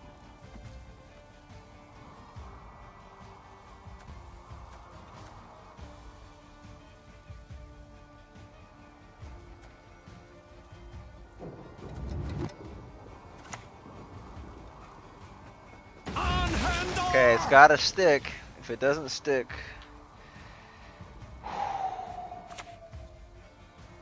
damn it. Okay, I don't even know if there's any point in playing, but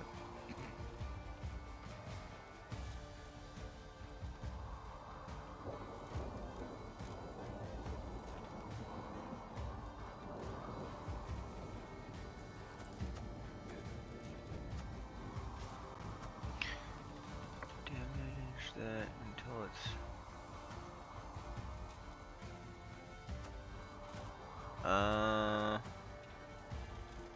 yeah, it's a random enemy unit by 1. It's gonna ping armor that way, so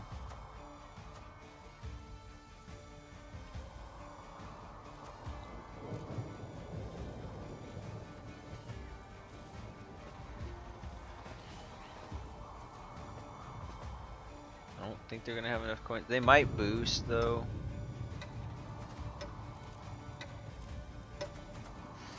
Nah, they're gonna get more armor if we don't do this. We just have to yeah, if that dagger's sticked, sticked. That dagger's stuck, I think we would have had it. I mean, I don't know what kind of point slam they have. This is a very interesting deck. It's a Shoop deck, so I don't know if I've ever seen a Shoop Syndicate deck before. So I literally have no idea what to expect in here. It's just kind of just having to react to what I see. But I figured they were all out of control at that point. Okay, so they don't get any, they kill their own unit.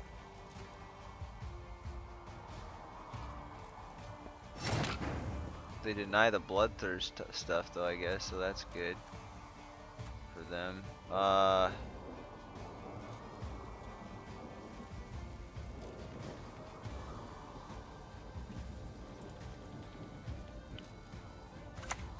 Well, just gotta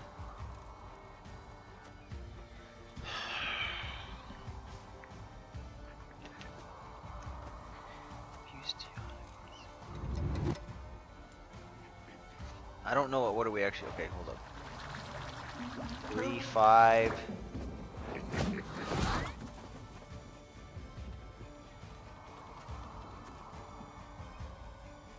I think we need that.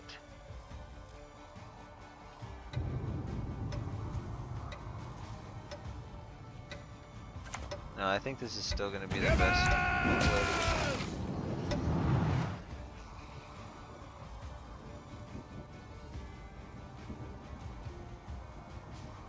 I think about doing this first, and then it would allow us to get 2 damage on something else. But I want whatever else comes down to have a higher to get in the bloodthirst.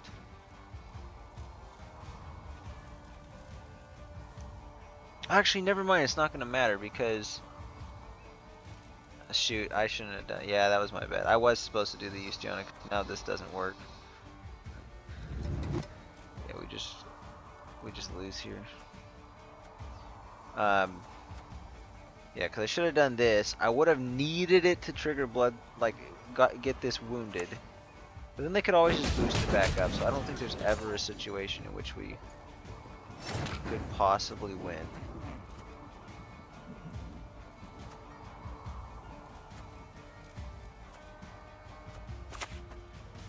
Yeah.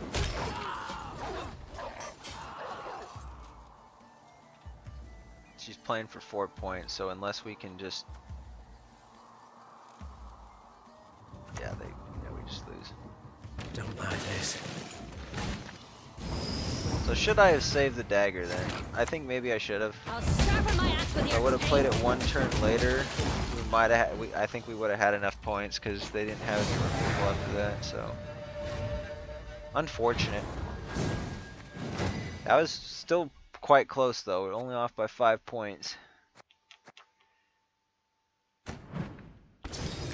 I gotta say that was maybe one of the most interesting matchups of the night, just because I didn't really know. Yeah, he had a lot of. He didn't have that much coin, but like that four boost on the candle, it was 5 points of boost. That was what made it for him. So if he didn't have any money, you know, if I could have denied the coin carryover from before, it would have been fine. But anyway. Alright, well I'm going to end the stream here. So thank you all for watching. We actually had some good viewership. I don't know if it was something I did different with the tags, but I usually try to stream once every other week, or maybe it used to be once a week, but I've kind of had to take it easy, had a lot of other stuff going on. So I'm going to try to come back with a stream before the end of the month if any of you guys are interested in tuning back in. Likely it will be 28th. I'm probably going to be busy, so it's either going to be Wednesday the 27th, or I don't know when the season ends on the 31st of August, but we might have something on that Sunday. So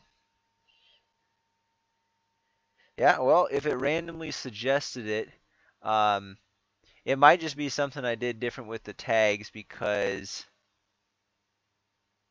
well, I didn't really do much different with the tags. Maybe it was gaming. I don't think I've actually put it under gaming most of the time. I usually just do like card game, Witcher, CCG, stuff like that. But I think I put it under gaming, which I mean makes sense, I guess. So, but I mean most of you guys that have tuned in, I mean you guys clearly know about the game, so you played. But yeah, I'll be back at the end of the season. I'll be playing maybe here and there when I'm not streaming, so we might be able to get to pro rank this season, who knows. But I would like to at least get back to rank 1, that way we don't decay as much. In fact, actually, I think being at rank 3, we're only going to decay 2 ranks instead of 3. Although, I think even maybe rank 4 or 5, I think you only decay 2. But in either case, we should be in a good position to get to pro rank next month if I can't do it this month. So, and I'm gonna try to, play some new decks. I mean, we'll see what Balance Council does, but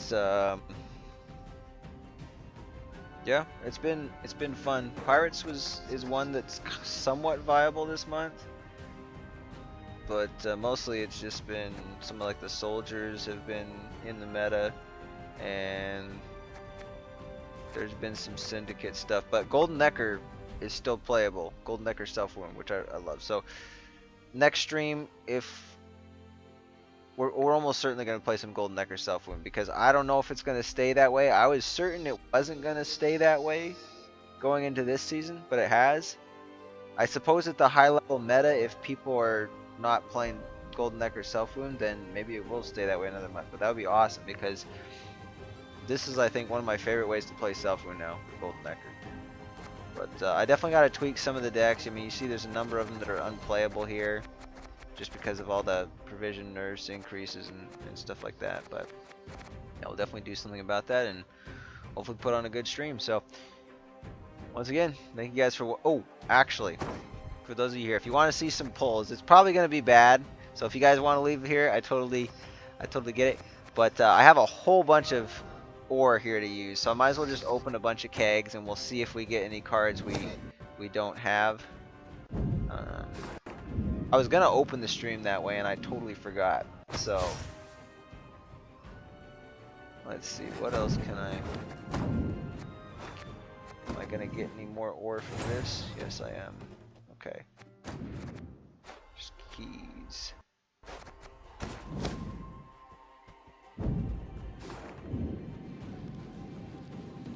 Got access to 6 though. Okay, good. Alright. We got enough for like 68 kegs. I'm not gonna do that many, but we'll maybe open like,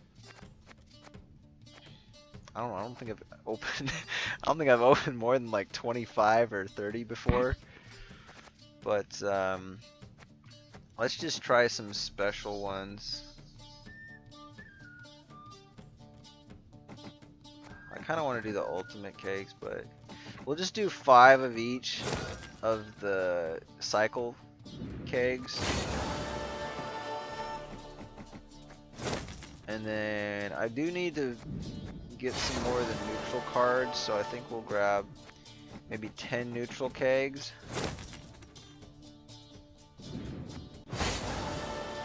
And then I'll get 20 of the ultimate kegs. 44, and then well, let's just start with that. We'll open them up, and then if we want to buy some faction kegs, some others. So, you get. Alright. You deserve it. Alright, let's start with an ultimate premium keg we got from the Regis Journey. Okay, no good pulls. But they're all premiums, so that's kind of nice. I guess we'll just grab Complete Preachers. An ultimate.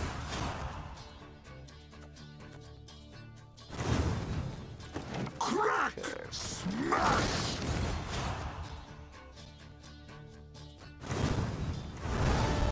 I actually want to open the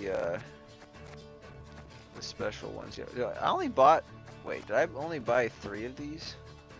I thought I bought 5. Oh, these were Crimson Curse. Okay. I thought it was opening the ultimate kegs, but it was the Crimson Curse kegs. So vampires. There's a vampire card there. I have not played vampires yet, and that was something that it was one of the archetypes I was wanting to branch out into, like within the first month that I started streaming this. There we go. Nice. Got a premium matron. That's nice. But yeah, the first time I played against vampires, it was really crazy and felt very oppressive. So I'm like, wow, I gotta explore this archetype, and I just haven't done it. And now, quite frankly, pretty much every time I match up against vampires, I'm like, this should be an easy win. Like, there's some times where they can get you, but you know, you just gotta. If you have like a couple locks or something,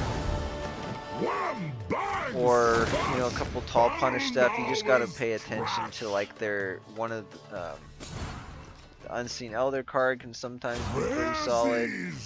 Maybe play around, what's it called?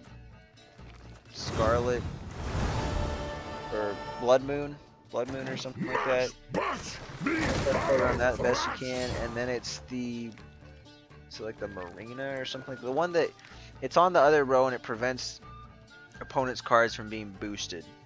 I don't remember if it's just boosted on that row or if it's just, I think it just prevents any of your opponent's cards from being boosted. As long as you have something like a tech for that, you're pretty much solid.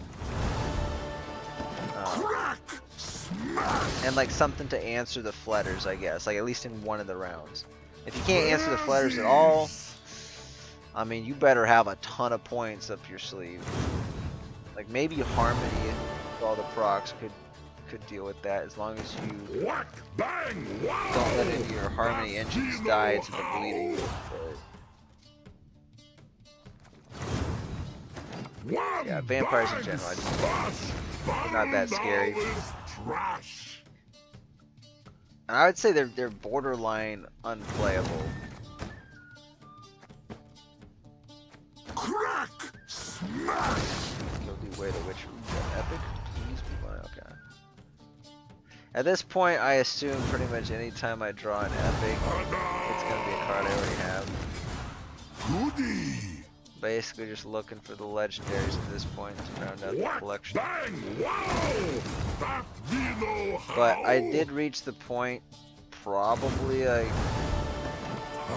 It was before I started the Regis journey, but around the time I was doing the Geralt journey, somewhere in there, I noticed I hit that threshold where I basically just have infinite resources, and I'm never, like, at the rate that I'm crafting decks, unless I just want it all, like, I don't have enough to get all the cards right now, but at the rate that I'm crafting decks, I'm never going to have to, like, wait to craft a card. I'm always just going to have enough resources to craft whatever I want, play with that for a while, and I'll generate more resources, so... the game or anything like that, but I'm gonna continue buying the journeys just to get all the cosmetic stuff because I like the game. I want to support it, even though it's not gonna be getting any content out of it. So I shouldn't say support the game, but like support CD Projekt Red. I mean, the money's going somewhere. You can think of it as it's going to be supporting the development of The Witcher 4. Which is the reason I actually got back into Gwent in the first place, because it made me think like, well, I'm not going to go back and play The Witcher 3, but I haven't played Gwent in a while. That'd be kind of cool to return to. Mash, bash, me, battle, thrash.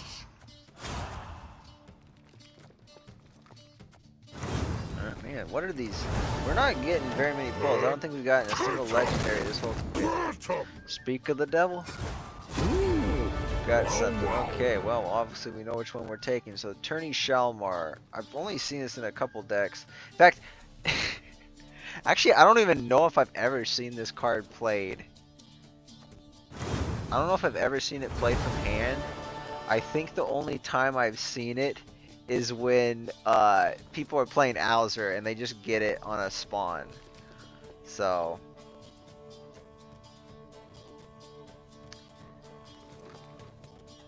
yeah.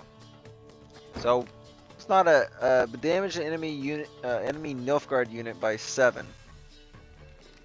Wait, what? Okay, that's not very good. Deploy ranged, boost self by 2 for each non-neutral. Yeah, that's pretty much what I'm doing. Just take everything. I got it set with mill settings. Like, I don't really care about the premiums. Once I get all the cards, then I'll make them premium. So we're just building out the collection. But boost up by 2 for each non-neutral allied unit from a different faction. Your starting one. So I guess in this case, non-neutral allied unit from a different faction than your starting one. So I guess it's like, what would that be good in? Like an assimilate? I mean, you're not... I guess you can play remedies to get cards from your opponent's faction.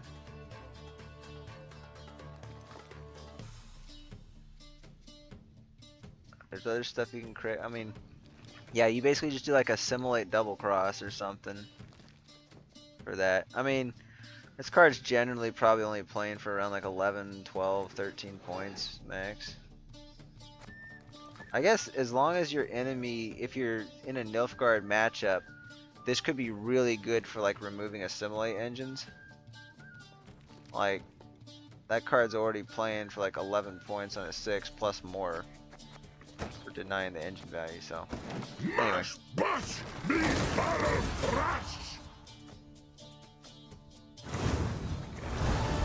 Oh, some of them, you know, how the animations on the premiums are so subtle. You just gotta like look at it for a second. Like, is it premium or not?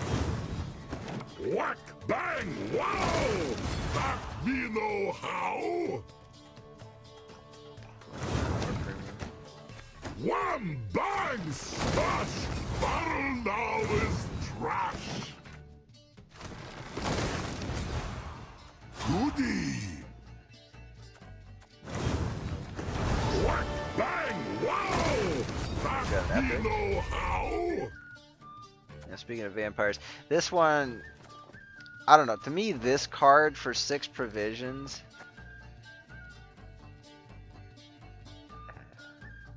I guess Purify, it's not very good, but I guess Bleeding 3. There are a couple other cards, if you combo it, it can be kind of okay for 6. But... Crack! Smash!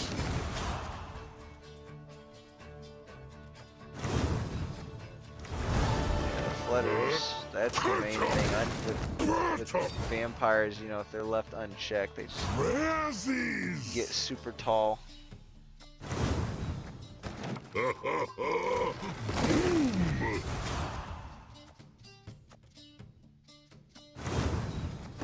Wham! Bang! Smash! Battle now Come on, trash! nope. Not even a premium. Whack! Come on, Bang! legendary. Wow! That we know how! This is, you know, I think that they have something built into the code of the game that if you haven't played for a while, they automatically make your next few pulls. Goody! Well, maybe not the next few, but like maybe the next several, or even like in that session, any kegs you purchase, they like increase the chance of getting legendaries. Because I know when I took about a month and a half off from the game, here we go, we got a legendary. When I took a month and a half off, I would get like a legendary, and like every 3 or 4 kegs I was getting a legendary. It could be too, like after so many kegs, they start like they change the percentages. So I don't even know, but it just seemed like that was the case. And like in this, we've already opened like 30 kegs, and this is the second legendary we've drawn. So Rune Mage is pretty solid because it's in a lot of different decks. What is it a sign of? Is it just a sign that we're just gonna get a bunch of good stuff now? Drain an enemy unit by 3. I mean, yeah. Unless you're saying it's a sign because I got Regis, I'm supposed to play vampires now.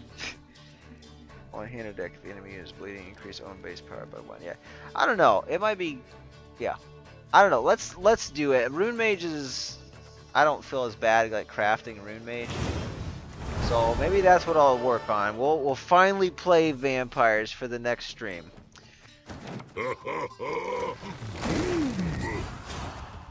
Oh, there we go. We got a premium. I got 4 copies of that. Dang.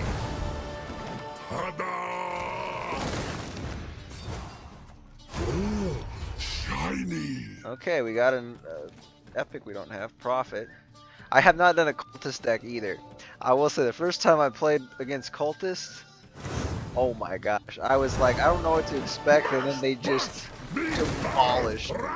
Hey, there we go. Another legendary.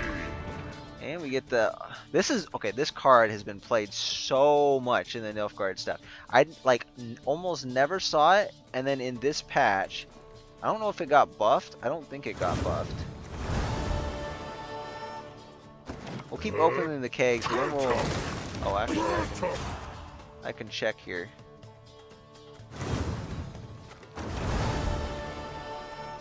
Oh, I guess never mind. I gotta go back to the main menu. We'll keep opening another 6. But I want to see if that card got buffed this patch. I don't think it did, but it's become super popular all of a sudden.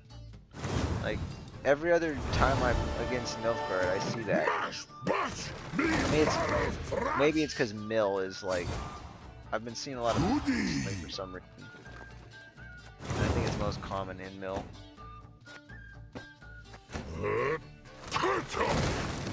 Clog. I don't know. Maybe both. I don't remember.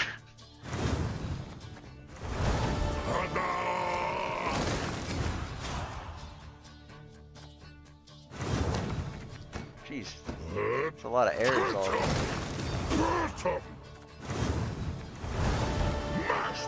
Alright.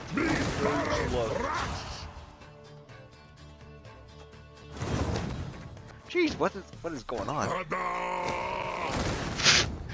Now it won't even let me open it. Even one keg. Wham! Bang! Smash! Battle now is trash! Happy peg! Oh, nice. Okay, Ewald Bersodi. Haven't played any of the Bersodi decks yet, but seemed like a couple patches ago they did get a buff. So I think there was a couple of the coalitions that were advocating for it. Alright, let's look. I want to see what the... Alright, here.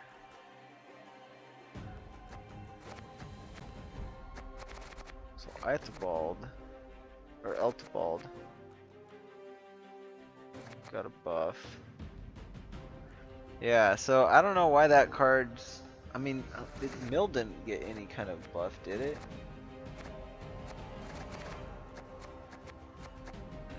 Doesn't look like it. No. Yeah, I don't know. But, I mean, I will say, pretty much every single time I face Deathwish this season, it's always been a wholesome Deathwish. It's not the frickin' V spam. And I think it's just because Detlef got buffed. So, in this sense, I actually really like the fact that they did give Deathwish a buff. Like, V doesn't need any kind of buffs, like any V or any of the cards that play around it, but making regular Deathwish more viable. I mean, the great thing about Deathwish is it does have some pretty crazy tempo. I feel like it's a lot like maybe Skellige Witchers or like some of the elf decks where oftentimes you can set up something. Now it doesn't have passive value, but you can get enough tempo that if your opponent plays in, you can get like a really solid pass and get like a 1 or maybe 2 card advantage in some cases. But I mean, you only get 2 card if the opponent like either has a strategy where they're okay playing down cards, or you know, if they're just being stupid. But I don't know, like it seems like it goes pretty good. So yeah. Alright, yeah, thanks for tuning in, man. Glad to see you. I'm gonna just hop off here in like a minute too, so yeah. I don't know if you can tune in next time, but if I see you, be sure to say hi and I'll recognize you. So thanks for coming. So yeah, I don't know, I guess we'll just create a vampires deck for next stream, and that's basically probably all the prep I'm gonna do. But hopefully we'll be at like rank 2 by then, maybe rank 1. We might even be able to push for pro rank. So I guess just looking at this, I mean, Deathwish, I do kind of want to try another Deathwish too.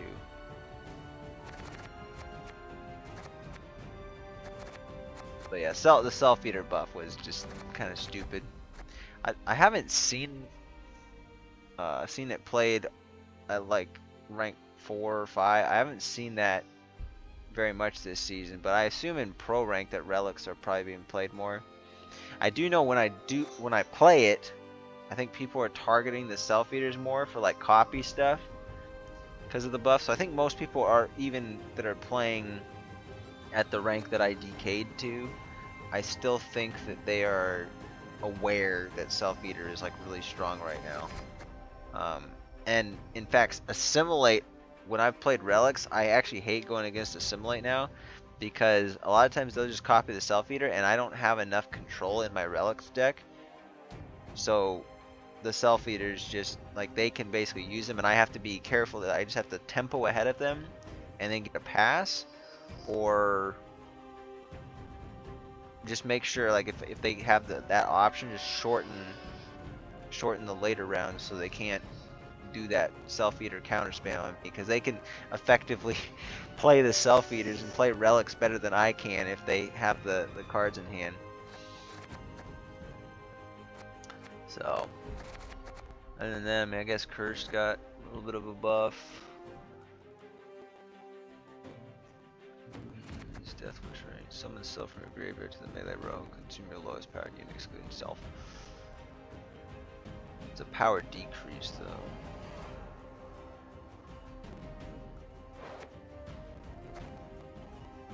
So, I guess Death Wish balances out here. Alistair got a power decrease, but I don't know. He was really good in Spellitel, but Spellitel got like hyper nerfed mostly because of the Whispers. But there was something else that got nerfed. I don't know what it was. Olaf's back down here. Lord Riptide. I don't know. I'm kind of in the camp of wanting Riptide at 10.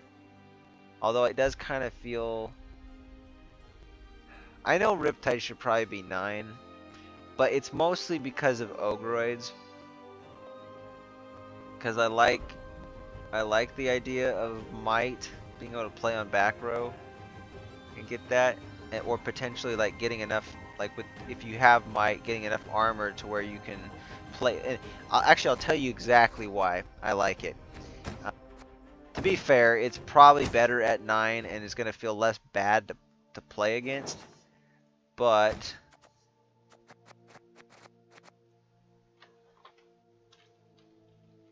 Ogroids. The reason I like it is because I, at one point, was playing I don't think I only play 1 now, but because of the Ogre Warrior card. Because a lot of times, if I get the armor on it, or if I don't get a removal that's worth it, I'll just play it back row for the 10, and then it's going to be worth 2 more points for the Ogre Warrior. So that's pretty much the only reason why I'm like strongly in favor of Riptide, but like at 10 points. However, Ogroids don't really need much more point slam, so I guess in other monsters decks, Riptide plays good. The reason though, I think also from my personal experience, why I felt like 9, like why maybe it didn't need to be nerfed down to 9 was because it always targets the highest powered unit, and a lot of times like the unit would be a higher power than 10, so you can't actually, like, you have a harder time removing it.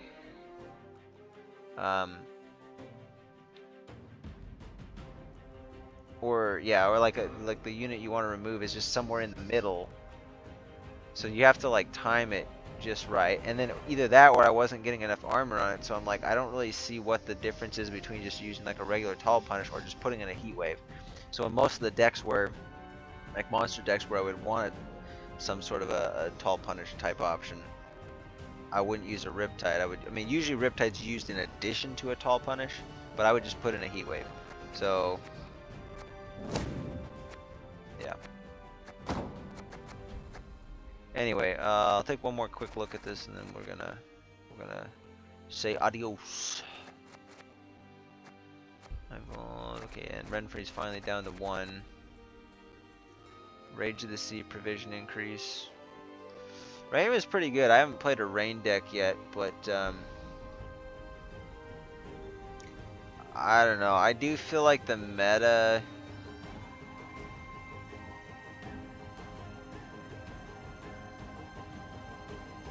some of the meta has shifted more towards control. Well, I think it was, especially with like Northern Realms being really strong a while ago. This month I think it's taken a step back, but like Nilfgaard control stuff is still kind of high. I haven't seen anybody playing hardly anybody's played Northern Realms this month. And when they have, it's been like these weird homebrew decks with like Shield Wall. Most of them I don't think are very good, but I did encounter Dun Banner spam for the very first time earlier, like maybe a week or so ago, 2 weeks ago, I think. That was pretty crazy. I was not to be fair, I don't even know how they made that many copies of it, because the cards that I knew of from Northern Realms that could make copies of that and they could just spam those out, like they didn't have those cards in the deck. So I don't really know how they did it, but anyway, that can be pretty nutty.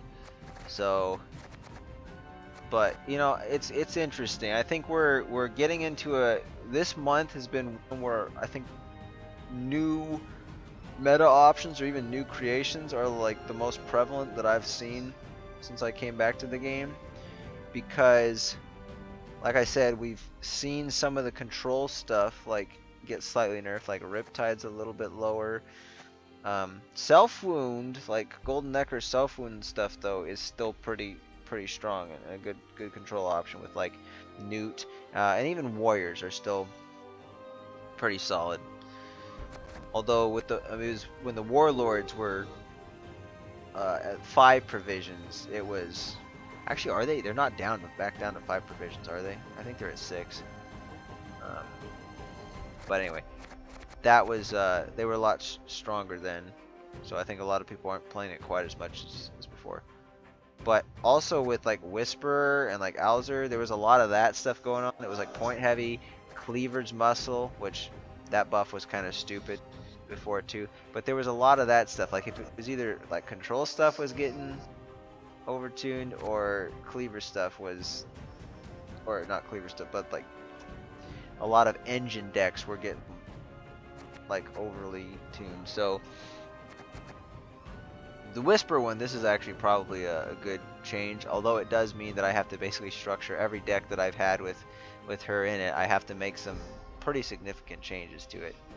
And Spellitel, I feel like is, I don't know if I'd say it's unplayable, but you definitely have to approach it differently than before. Yeah. And then Redanian Secret Service. I don't know if I like this one though. It does feel pretty strong at 6 just to get a free Purify and a point. But at 7, it kind of makes you feel like you only want to run one of them, which I guess is probably fair. That's kind of what they were going for.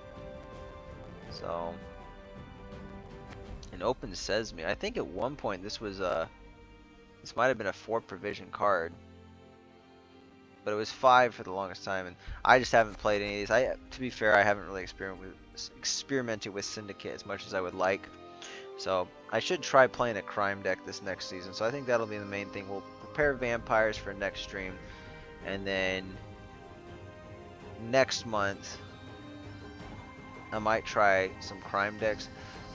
However, if I feel like it's reasonable for me to hit pro rank next month, I would prefer to focus my efforts on that.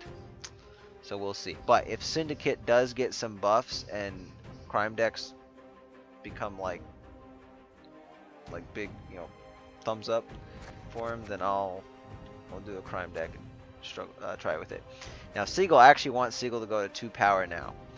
I didn't want it to go to 2 power before. That was kind of stupid, but I did have fun with the month of the Seagull. However, now that Seagull's at 6 provisions, I do think I'd like to see it at 2.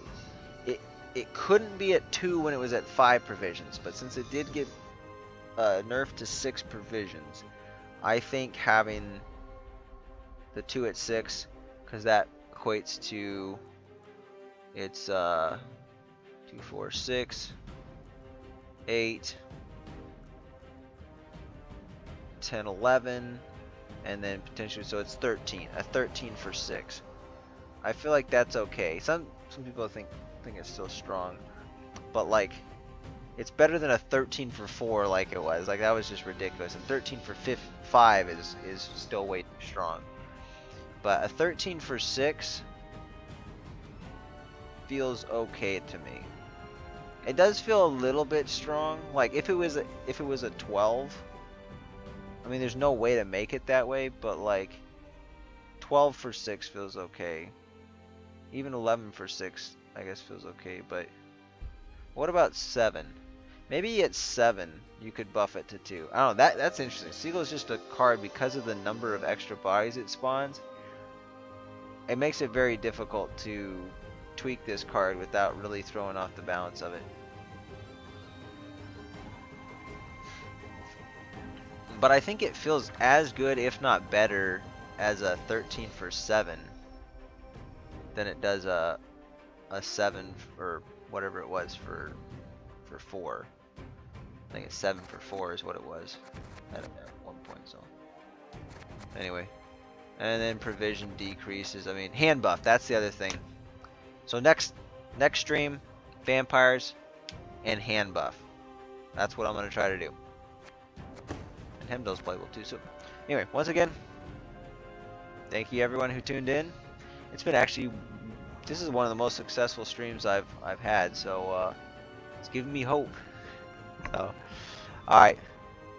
Once again, thank you guys. Have a fantastic night and keep on gwenting.